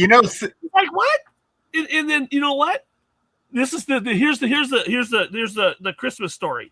So, or was it Christmas? It was birthday. They were visiting their kids in Canada on their kids' for Thanksgiving, their Canadian Thanksgiving, and then of course trying to give out birthday presents for kids they haven't seen in a long time. So the people are visiting up there, and he's up there and he orders on the internet, and he buys all these keychain sluices. And he's like, how fast can you get them here? And we're like, what do you mean? We're just going to send them up there, normal post. It'll take Canada. Usually takes about, a week, a little longer than a week. He goes, I need them like 2 days. And we're like, you're like going to pay 2 days shipping on a bunch of keychain sluices, or like 12 of them. He goes, for my grandkids, I don't care how much it costs. This guy pays like 2 days shipping to get all these keychain sluices up to Canada for his kids. That's badass. While he's up there, and we're looking at the shipping bill, and we're like going, is it really that fun? He goes, it's that fun. And I'm like going, oh my gosh, it's like I feel like I'm a toy maker now. I'm not Santa Claus, but working on the like growing the beard. He says, I'm a toy maker now. Yeah. It was awesome. Get out of here. It felt so cool that these people they enjoy it that much. It's that fun that they're willing to pay that. It just blows my mind. No, that's awesome. That's absolutely awesome. For everybody watching right now, if you haven't already, drop a follow on the PB page. Drop a love or a like. I mean, we got a lot more podcasts coming. We got a lot of different interviews. We got a ton of absolutely amazing people like Dave himself. So just make sure you get that rocking and rolling. We have just a couple more questions we're going to get through, and then we're going to take a quick 5-minute break, and then we're going to get to some more awesome announcements and things like that. Let's see here. Christopher says, I love the combo mat because of the different configurations. It was genius. Let's see. AAA Rockhound says, right, my Sluice I1 has combo mat. He also says micro mat best for Washington. I agree on that. Mr. Ed Marvin from Ed in the Shed. What's up, brother, man? Good to see you on the podcast tonight, man. Finally made it back into the old cave here and fired up the old podcast. So appreciate you being here, brother, man. Let's see here. Tim says the micro mat and the micro dredge mat in combination and a gutter sluice. I literally just got done with its first test run. Crazy coincidence. That's badass. The amount of different that's the cool thing with prospectors is if we find anything that you could fit a mat in, guess what? That mat's going in and it's going to catch some gold. And I've seen a lot of those posts in prospecting, buddy. It's crazy the amount of like weird configurations people put together. Like I saw a cat litter. My favorites are where they lay the mats in the creek and put rocks on the sides and they just run the dirt over the mats. Just the mats. I saw one where a guy had taken a cat litter. The cat litter box high baker hopper is absolutely the top of the food chain. You can't get any higher. I am still blown away. Cat yellow high baker hopper. Yep. You saw that. Yep. Okay. Enough said. Bam. That's hilarious. I've got an aluminum cat box. I've been waiting to try to figure out how to make a hopper for a hand feed pumpless system. That is funny. I think it'd work well. You know what would be better is if you had one of those little charm bracelets that you got from the cat, the cat litter box, while you're wearing that while you were running it. I'm just teasing. Okay. I'm sorry. I thought it was funny. Paul said, I don't want any of the arm bracelets from the cat litter box. I'll pass on that. Oh, okay. Back on what subject. What kind of cat you got? Paul my says, grandma would buy this cat litter that you could send away for little charms to make a bracelet, and she had this bracelet from every one of them from this cat litter company. So I'm sorry, she probably had like 5 or 6 of them. So that's what I'm referring to. That crazy cat people out prospecting with their cat litter box. Hi, Baker. I wonder who that marketing guy was for the cat litter company. I mean, here, let's give out bracelets. That was genius. For cat that was litter? Genius. Cat ladies would wear those bracelets like you wouldn't believe. Those things were like their what I'm favorite talking about. thing You've to been put in their on. house. Yeah. You know what type of person I'm talking about. Yeah. You got it. You got it. Cat ladies, gotta love them. Paul said, "Oh, geez, Dave, you're killing me." Anyways, Paul says, "Want to give you a big shout out for the fast shipping when I hosted the West Coast outing for Prospecting Buddy last year. The kids that showed up loved the pocket sluices. Pocket sluices. That's awesome. Yeah, there's any youth people going on, and we all know how. I'm going to interrupt you. Sorry, Jaron. Yeah, you're good. There's You're good. We all know how hard it is to set up youth stuff, especially this day and age when the kids just don't got the attention. And you get a group of kids. By the time you get them there, what it costs to get the parents there, their gas, or they need to get supplies or buy stuff and all that stuff, it just it spirals out of control.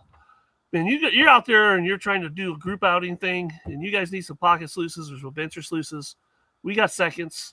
We will set you up because we know how awesome it is when you can get some stuff out there where the kids are playing with it and they love it, they enjoy it, they can take it home, and it keeps their attention.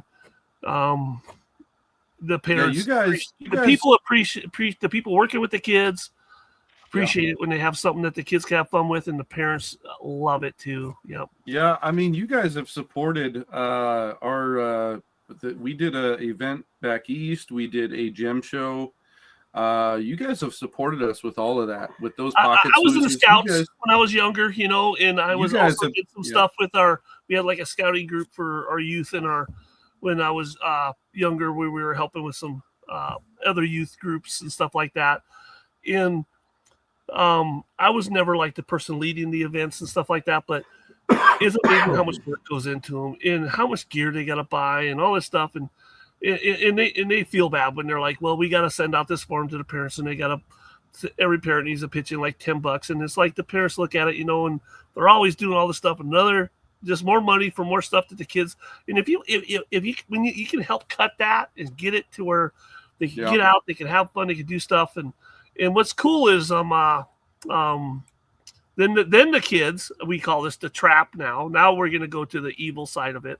It's the trap. The kids have these prospecting stuff, and they go out with their parents. And I get these calls from these parents, and they're going, my daughter's got this little pocket sluice, and it's just killing it. Do you got a bigger one? And it's just like, and then you get the call, and it's like, you almost want to tease the people, but you don't want to, because you want to be a good company guy and sell them something. Say, sure, we have a bigger one. How can I help you, sir? But I want to say, the smart aleck person wants to say, so your daughter's spanking you with the little pocket sleeves, huh? Gold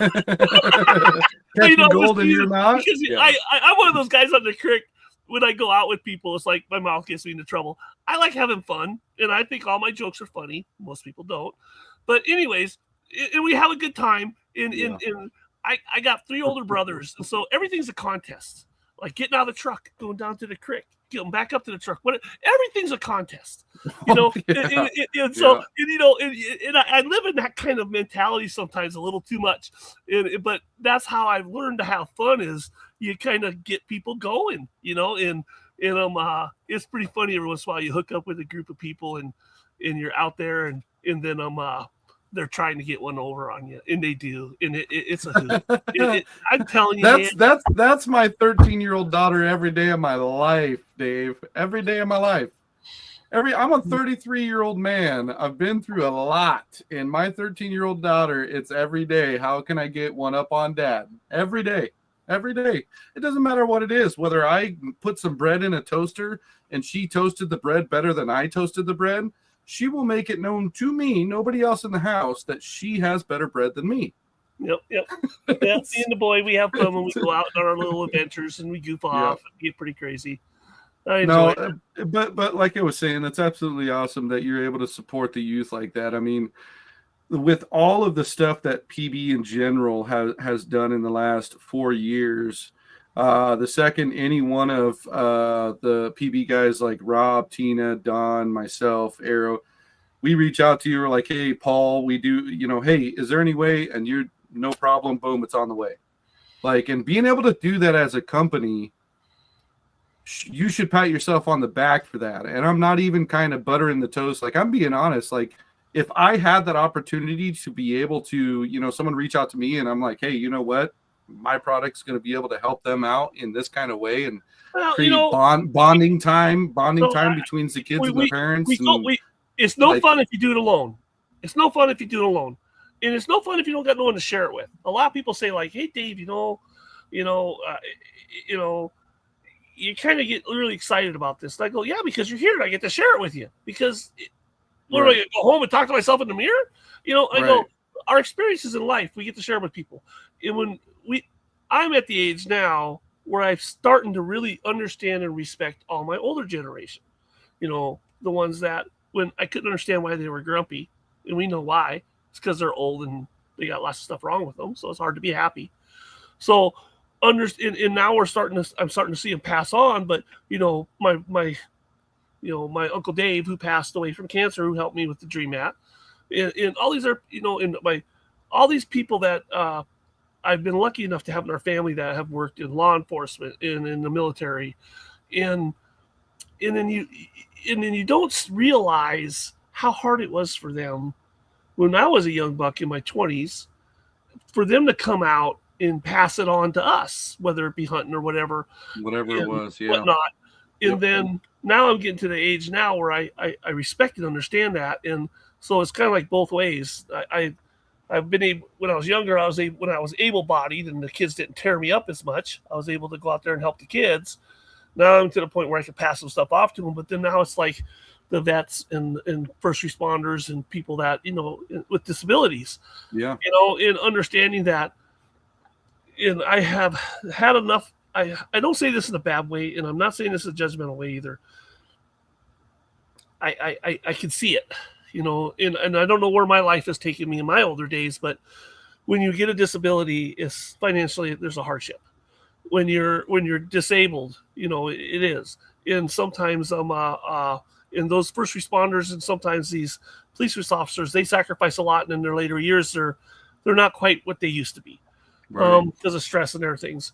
And so paying it back is one thing, paying it forward is at the other. And man, I tell you what, me and my brother Tim, all my brothers have served. I'm the only one that didn't. And my stepdad and my real dad were served. And then you get these testimonials from these the vets, because we get seconds. If you're a vet and you're really don't be embarrassed.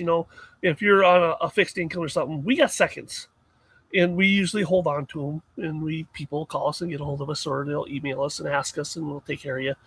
And I'm not trying to make it sound like I don't have an endless supply, but I'm just saying we try to make it work. We've had vets that have emailed us and called us, and the things they say to us will jerk your heart. And as you realize it, that when I would help my uncle when I took him prospecting for the first time, I had to walk him down the trail with him with his cane because he's first bout with cancer. And he was also disabled vet already from Vietnam. His knees are really bad. And set his medical chair out in the creek, walk him to it so he wouldn't slip, set him down there so he could be out in the sun, enjoy himself. And I'd set the screen bucket next to him so he could scoop into it and feed the sluice. That was his prospecting. And he loved it. And if I wouldn't have took him, he couldn't have got there to do it. And so you understand and you start to realize that, and of course now I'm getting older. I'm not saying my crap's falling off, but you don't know what tomorrow's going to bring. You never know what the future is going to bring, especially as you get older. And then you realize that, and then they're gone, and then you realize I should have been out there with them more. Yeah. And then you're like, I have no regrets there, but except for, maybe I should have been out there more, but time will tell.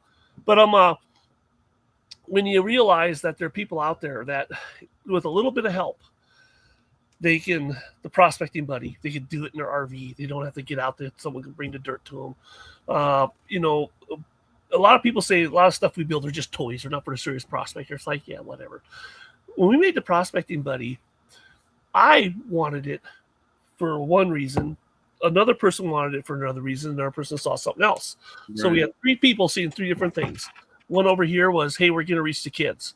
One people over here, hey, we're going to reach, you know, a good price market in the market. I said, we're going to reach the gals and the guys whose wrists can't pan no more. Right. And they're like, what are you talking about, Dave? I go, man, I go out with these people and we go out to these outings and you sit down and you watch the young people tear it up and you see the old people take a break and they're embarrassed. They don't want to say, my wrists hurt. I don't want to pan no more. But you know why. And you're watching them too. And some people are losing their motor skills. Is there anything wrong with that? No, there isn't. So what it is, is there anything wrong with designing something that helps them have more fun and put just as much dirt or more than the other guy into the thing? And we were having panning races with the cleanup buddy and a person who could pan. And the cleanup buddy wasn't like blowing away the fastest panner. Of course, they're awesome. Right. They're the fastest panner. They get it done. Right. I learned sure was getting close with little or no effort. I learned that that's what it's about, you know. Yeah, I learned this same exact thing when I went to a GPAA LDMA outing, and this was 4 years ago. I'll never forget this until the day I die, and I'm not kidding you. I ended up signing up for it was a dig over in Durkee, Oregon. It was on LDMA claim. But it was through GPAA, and I think I paid $55 to stay for Durkee, Oregon. Right around Durkee. I haven't been to that one. I've been to Burnt River, and it was right around Durkee, Oregon. If anybody watching, the LDMA claim right over there in Durkee. But anyways, it was my first time ever going to something like this, and I just said, "The hell with it! It's 6 hours away. I'm going to go down there and see what happens." I took a friend of mine that had never been gold prospecting in his life. We went down there. The first day, Dominic was telling me, hey, this is how it runs. This is how we do it. This is the schedule. You know, and I, you know, young buck myself and my buddy Darren, he does concrete. He was a young buck himself at the time, and he's still a badass. But we were like, yeah, we'll be up in the morning. You know, we'll get over to it was a big pond with a bunch of high bankers all the way around it. Mm-hmm. And I'll never forget this. And me and him the first day, we probably ran at least 2 yards with shovels. 2 yards, just shovels. All morning, all the way until lunchtime, took a lunch. And we went back to my truck. I had a little tent set up in the back of my truck. And we had this old couple, this lady and this man came over to us at the truck.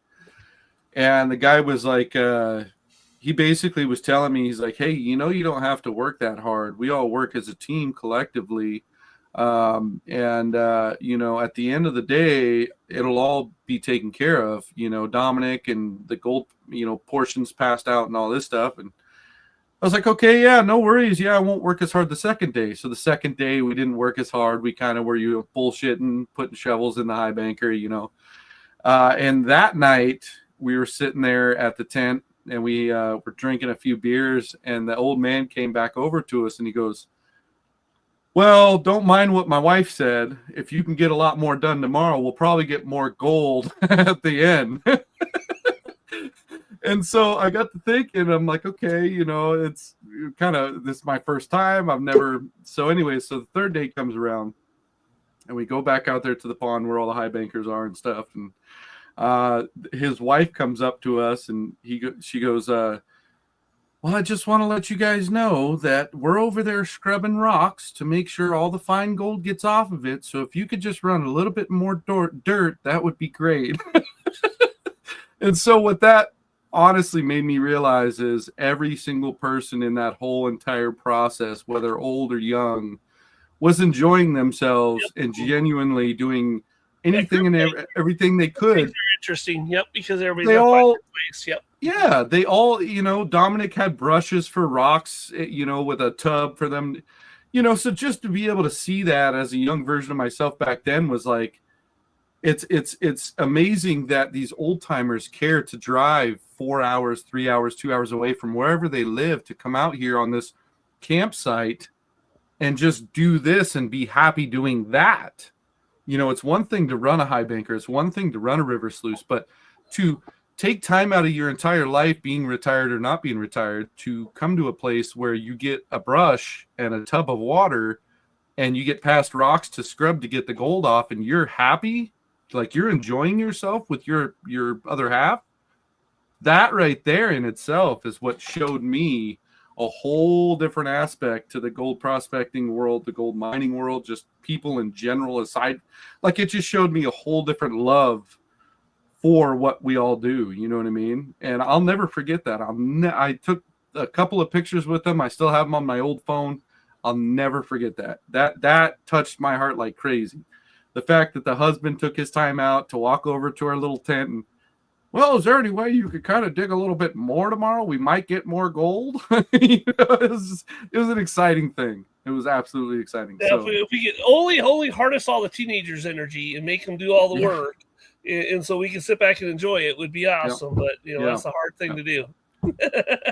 Yeah, that's for sure. I'm gonna run through real quick. We're actually doing pretty good for the podcast, and I typically knew that the podcast was gonna run long. We always have a ton of fun with it. So I'm going to run through some comments real quick. We'll take our quick 5-minute break and then jump back in, discuss the announcements and things like that. And then we're all going to get our asses to bed. So let's see here. Okay. Dream Map for the win, Mr. Ken Elliott. We got Jason. Getting the next generation involved is always awesome. Yes, it is. Yes, it is indeed. Krista says my phone died, and then Jason says, Krista Latassa, mine almost did too. I grabbed a cord fast. Well, I appreciate you guys staying on the podcast. Absolute love. Nothing but love. Good night there, Ed. Have a good one. Ed saying good night. Ed Marvin, Ed, you have a good night, brother man. Yep. It was I'm pretty happy that you're able to There'll jump be a on the test podcast. in the morning, Ed. Yes. Get your butt to sleep. Christopher Lee McQuilkin says, I think it was impressive to get Juan on board for Dream Mat. Him and Freddie Dodge are very serious with their setup. After seeing Juan interested with Dream Mat, it was impressive. I hope Freddie Dodge approves. Let's see here. He says, AAA Rockhound says, your beard says a lot. You have been through a lot. Well, considering I'm the only one with the beard, I'd imagine you're talking to me. So yes, I have been through a decent amount. There's hair. I got some hair. He's got peach fuzz. Don't listen to him. He's got peach fuzz. Flash in your pan. Mr. Ed Marvin says, I know Dave has been a great friend to me, the community, and my channel. Let's see. Just go to swimming hole, start panning.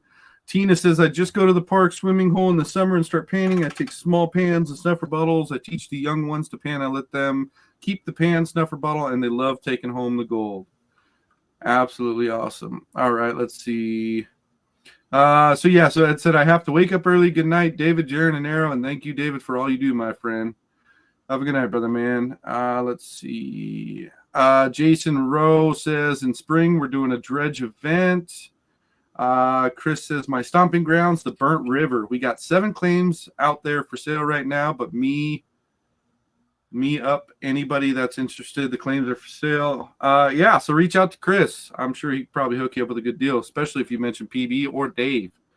Let's see here. Krista says, will you be at the Quartzsite Arizona Gold Show for 2026? I think we're trying. Bob may be there. Bob Back and Dino Werner. He's with Mayhem Mining. He's one of my distributors from Wisconsin. He may be there because he spends now his time in Arizona. And there could be Coulter could be there, who prints our stuff. But I don't think me and Tim are going to be there this year because we got some other spring trips we got to go to that are he's going to Germany and I'm going someplace else. And I'll be in Arizona and then back again before that one happens, doing some testing. So I think we're going to be a little stretched for traveling, but maybe could happen. Who knows? Oh, you just don't want to come see us. That's fine. No, we do. I'll be down there in the spring. I was going to say, I know you're coming to the Kootenai County Fairgrounds. I know that, right? Yeah, right, yeah. We that's it was over. we're going to start. We're trying to get distributors that are Dream Mat distributors to show up to some of these shows that just take it too far for us to get to, and almost make it like if you did do that, it would be easier for me, and we would ship you stuff and get it there earlier, inventory, then I could maybe come out just myself and not take as much time. And People like to see your face, Dave. Quit that's what I making mean. I can excuses. come out myself while they run. See, I don't have to be. This is my attitude. I don't have to be the guy with the booth making the money and just. Yes, selling you the product. do. No, I'm just teasing. The distributors can be selling the product, and I can talk to people. I can come to some shows. If They'll some have a little people are TV willing to screen put like on a this show. big Yeah. that they can click a button that goes straight to Dave, and it's live on the screen at the show, right? We know He's what like, no, Jaron, shut up. filters on there and stuff like that. I wouldn't see. I can see it already. So it'd be just like Oh, a geez. show. Oh, Anyways, Jason. So, but we know Jason's- we're gonna do, the Kootenai Fairgrounds, and we're probably Yep. gonna do Monroe. So we'll Yep. be doing that. And then as far as the other shows go, we got to really look at me and Tim are just trying to look at our travel schedule because we're gonna be doing some more. Tim's gonna be doing some more mining conferences that aren't really gold shows, and we're setting up for some of Right. those. So we gotta see what's going on. Yeah. All right, so we got a few more to get through real quick. Mr. Christopher says they care for the next generation just like we need to care for this next new young generation. It's crucial and super important. Beautiful story, brother. Thank you. Let's see. Really, Michael? Michael Crawford says, Jaron, did you forget what a razor is? So I started the No Shave November. We're into December, and I don't really give a rat's butt now until spring. So, yes, I forgot what a razor is. Let's see here. Cliff Summers says, only 11 p.m. here. Even better. That means you're still logged in, you're kicking butt, and watching the podcast. Let's see. Richard with a decent question. Any thoughts on the nugget bucket? Any good? I'll start. I have no clue. I haven't purchased the nugget bucket.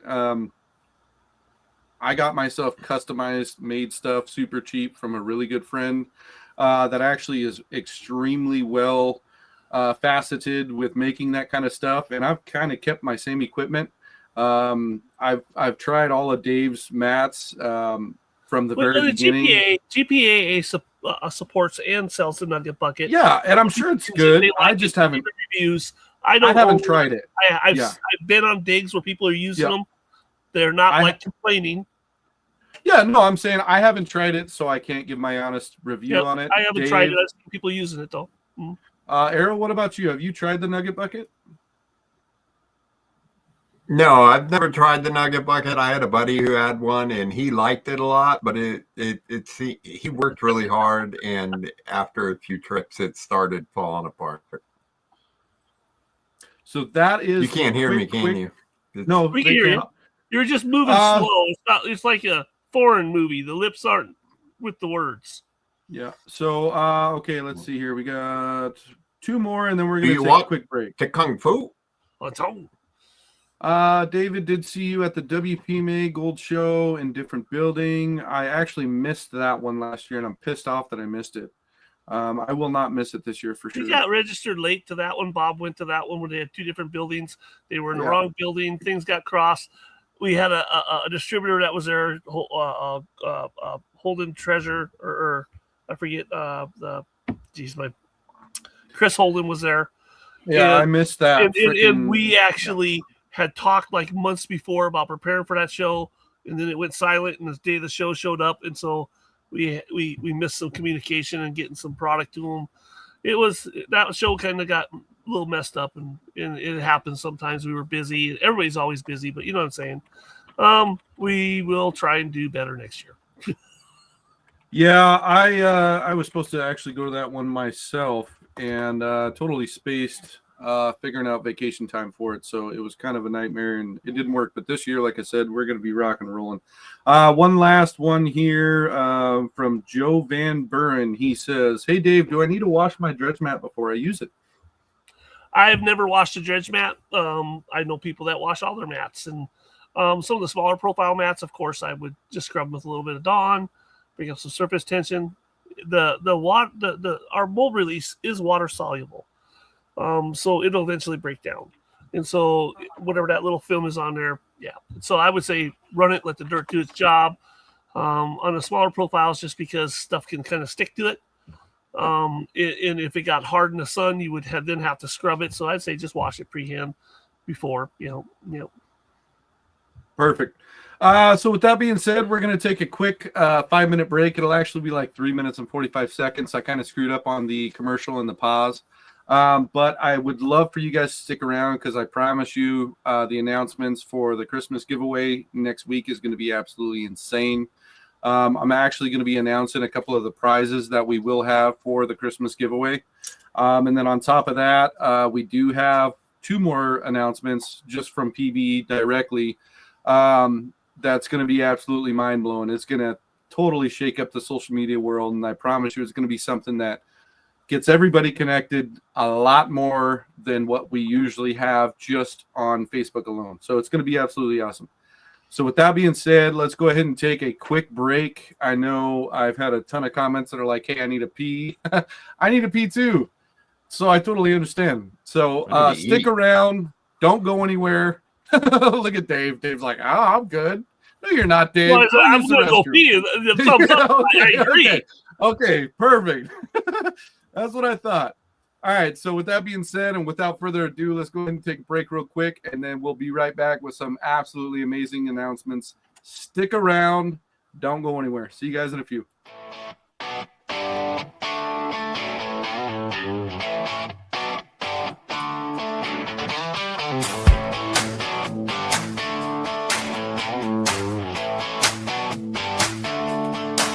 Out where the rivers run beneath the endless sky, with a pack on my back and dreams that never die, chasing shadows of gold in the mountains so steep, a heart full of fire, a promise I'll keep. We're digging for a fortune. Let the adventure unfold. With a swing of our picks, we restrike and get bold. Laughter in the air, we real wild and we real free, chasing all our dreams where the treasure will be.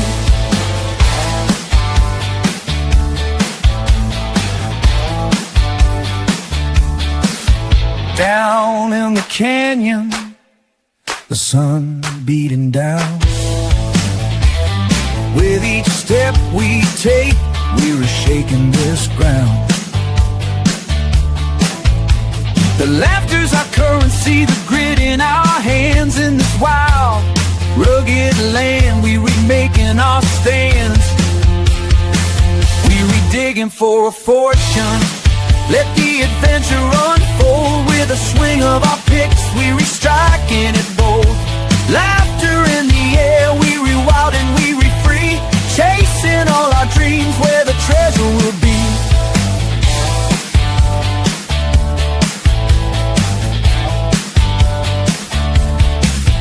Hear that clink of the picks echoes through the night. With a spirit of gold, we're ready to fight. The thrill of the hunt with every heartbeat. No map to our dreams, but we'll never retreat. We digging for a fortune. Let the adventure unfold. With a swing of our picks, we restriking it bold. Laughter in the air, we wild and we free, chasing all our dreams where the treasure will be.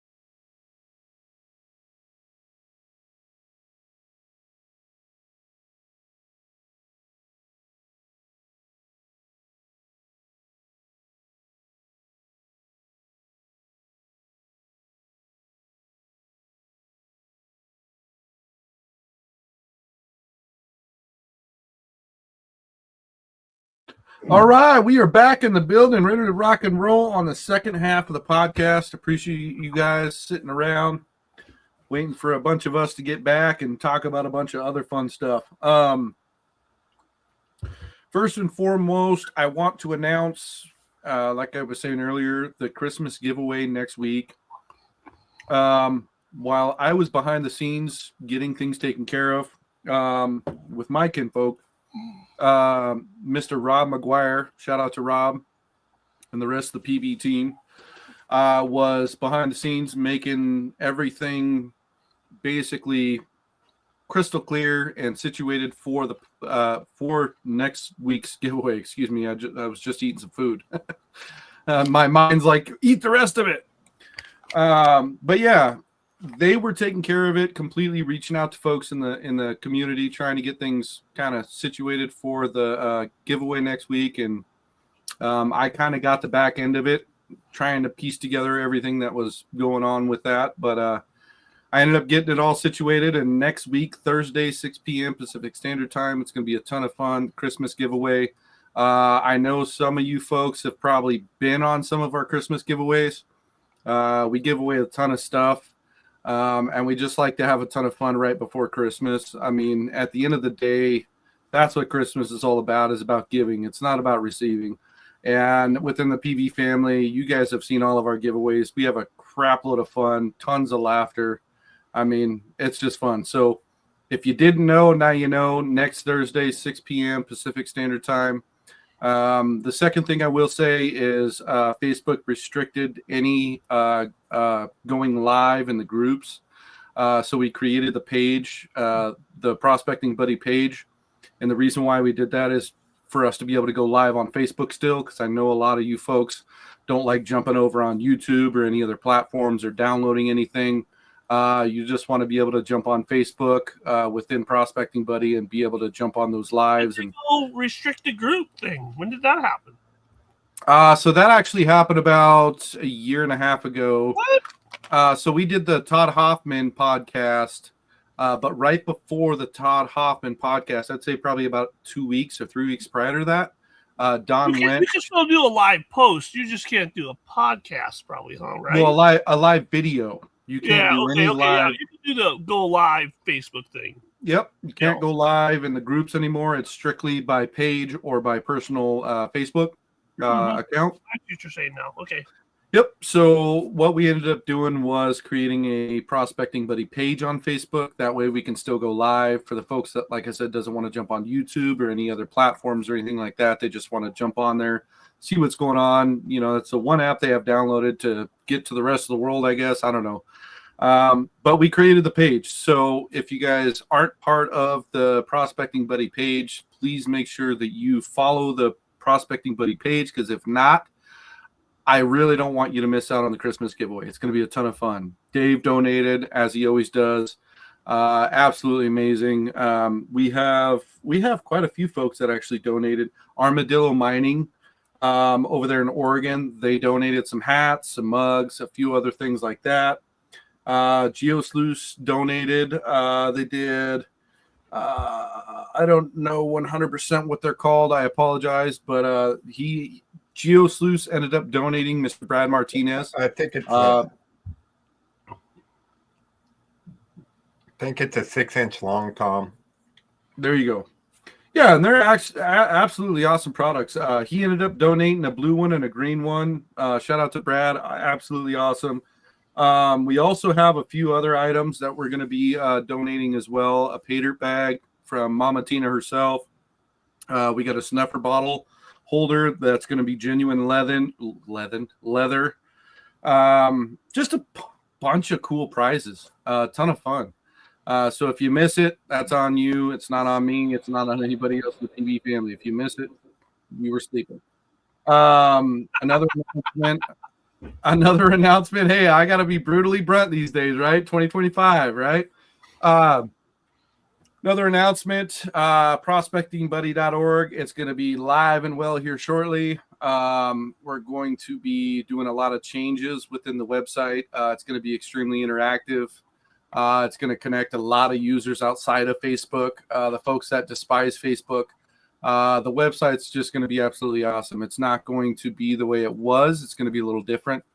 As far as the sweatshirts, t-shirts, hats, things like that, that all will be available once the website goes live. For right now, the website's not live. It's not going to be live until the new year. But when it does go live, it's going to be absolutely bad to the bone. I know I still owe Dave and Tim a PB sweatshirt, so I'm going to get those sent over to them come the new year. But it's going to be a ton of fun. The website's I took care of that. I don't know. I think you said you were going to, and I think the ones that you sent over. No, same time I got the high banker with the silver. I think is what happened with the prospecting buddy one is Tim and my wife has got the one you give me because it fits her, and Tim's got one in the big guy who's twice as mad as most people doesn't got this elephant plate. So what I'm going to do is I'm going to send you over 2 XXLs, and they should fit you perfect. They're nice and cozy and comfy. Did your wife like the sweatshirt though? Is it pretty nice? Oh yeah, now she likes it. Good. Oh, it always happens. People give me an extra large, and I take it home, and the wife goes, "Oh, more pajamas." Yeah, same here. I need a XXL for anybody that wants to send me something. XXL. But anyways, www.prospectingbuddy.org. It's going to be a ton of fun. Like I said, it's going to be extremely interactive. It'll have the live links on there as well. It'll have the shop. We're going to link in with Dave. We're going to get that ball rolling. It's kind of been long overdue for that. It's going to be a ton of fun. So we have the Christmas giveaway coming up this coming Thursday, 6 p.m. Pacific Standard Time. The website's going to be launching. It's going to be the same website, but extremely updated. All the pages are going to be updated. Like I said, totally interactive. That'll be New Year, probably the end of January is what I'm assuming it's going to be. And then aside from that, Dave, do you have anything else that you wanted to mention in your neck of the woods with your 2026 plans? So you guys have probably seen the new little toy that plopped in our laps, and due to our guy who makes our 3D prints for us, he came up with this great idea to. Everybody's loving the bots and the buddy, but like every product, you're just running it in this one width, and he makes the switchback thing where you run it the 4-inch width on the top, and then you spill out onto the 6-inch width, and it goes wider and it slows down. Because where he's at, he's got a bunch of fine gold and heavy magnetic material. So since he's got a bunch of fine gold and heavy magnetic material, he's got a lot of competition. So it's hard for him to get his gold in just one run. And then I'm going to spoil the fun, even though it's kind of been leaked out there and it's kind of been shared. Our little Swiss Black has this little kind of cool little notch thing in the bottom. And the only reason we haven't released the little magnetic separator for it is he's got a big order of parts coming in for him to be able to do that. And he's waiting on some stuff. So we're going to be able to run our material across the top, get cream the crop of the big stuff, drop through a screen, get your big stuff off. Imagine a person's probably going to take just only 1/4 inch to it. And then go across the 6-inch micro mat with the finer stuff and remove the magnetics. And so now there's no heavy media competition for that fine gold. It's going to settle out, and it's going to be we've been playing with it, and I don't know if you guys caught that. You may have to want to go back and watch that video with that we What are you eating, Dave? I'm sorry. Video. What are you eating? Everybody wants to know what the hell you're eating right now. I'm eating some cashews. I'm sorry. I snacked. I felt too comfortable. I felt like I was at home. I'm sorry. I'm rude. I'm sorry. That's a good thing. That's a good thing. Everybody wanted to know, though, so I had to pop it. Cashews. Yep.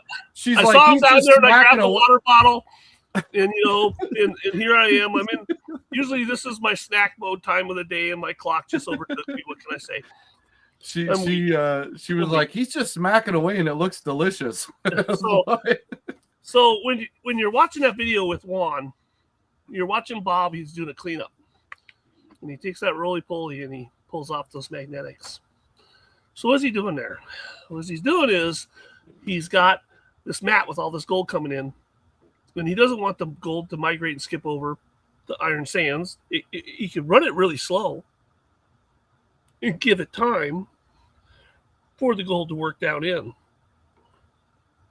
But like everybody else, time is a luxury. And we got things to do and places to go. So he scoops in some material, it settles out. He takes those magnetic sands, he pushes them down, frees up all that space, puts the next scoop in. It's like your sluice being fresh every scoop. It could be. Oh, every single time, yeah. And it's amazing. And it's so easy to cheese out a mat, if you're doing cleanups for small operations. Yeah. And so this is what we're going to be doing. Now we know prospectors. I'm sorry. I'm okay. I'll just speak for myself. I ain't got that much gold in my dirt. I wish I did, but I don't. I'd have to put the gold in there to get it. But where I go prospecting, ain't that much gold. But my gold, that's really fine, definitely isn't going to have a hard time getting into those first couple cells, that micromat, because we're going to be pulling out the magnetics. And there are people that work in areas in deserts and in beaches where it's like half the material is magnetic. So that's a lot of competition. Yeah. So this little guy here, this is going to be, if you were a duck hunter, you'd call this a daisy cutter. This thing is the best duck call in the blind. Everybody else could just stop blowing their calls and blow this one, because it's going to be for fine gold cleanup. It's going to blast. So we're excited. That thing fell right into our lap. So is that magnetic separator going to be before the dirt hits the mat, or during the dirt hitting the mat? As the dirt goes over the top of the second mat, it's going to be pulling off the magnetics. Top, we didn't want to do it on the very top. We felt that the bigger gold is easier to catch. It's not that big of a deal.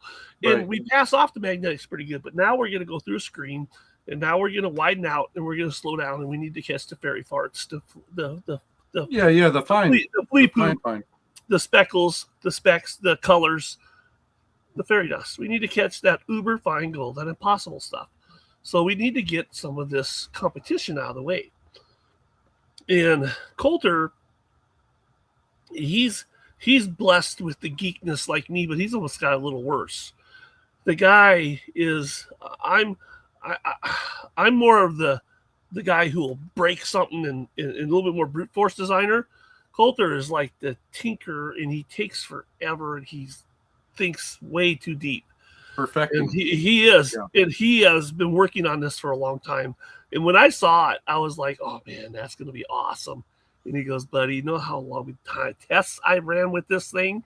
And I'm like, so I was pretty excited, So I have to admit, it's I want to make it sound bad, but I like to be the guy to make things. But it's okay when other people just drop it in your hat and say, there it is, Dave, let's do this. And I'm like, you're awesome.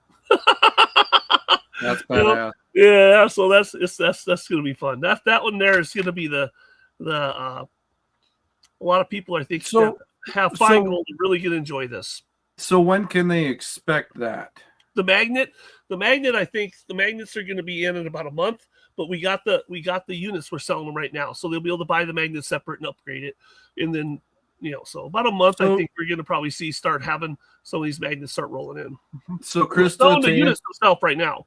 Mm-hmm. So Krista, to answer your question, she said, I have a half pan of black sands right now, and I'm watching it, trying to figure out my next move. So Krista, if I were you, jump on Prospector's Dream, get that taken care of. Don't let it sit. Don't let it sit. I will message you after this meeting. Yeah. Meeting. I have all these e-meetings, this podcast. So for everybody listening, this is apparently just a meeting. We're not important enough for a podcast. No, the podcast is funner. The meetings are usually we got to work, and it sucks. I'm just screwing with you. I know. But anyways, after the podcast, I'll drop you a a message, and I have what I'm going to do is what I'm going to give her is I have a demo unit. We need a demo unit. Is I have one that's cracked and I fixed it, and I'll get her one to try out and see what she thinks. Yeah. She likes testing stuff. I know she does it all the time. She loves our little high baker sluices. Yeah. She's bought a bunch of those, sold them with some kids. She sells some little kits with sluices and stuff like that. You know, she's a great gal. She's out there having fun. And that's nice too, because I hate to say it, but having fun is fun. Well, the thing is nowadays is the attention span between teenagers and adults have dramatically increased, about 3.5 minutes per literally anything and everything you do. And that's actually statistically proven. And that's the crazy thing is our attention span 10 years ago was 5.5 minutes. Our attention span now as teenagers, kids, and adults is about 2.5 minutes. That's the reality of it, because the way that everything as far as technology has evolved in social media is reducing our attention span. You know, you used to be able purposely figuring out ways to hang out, even if you don't have a family, especially if you do have a family.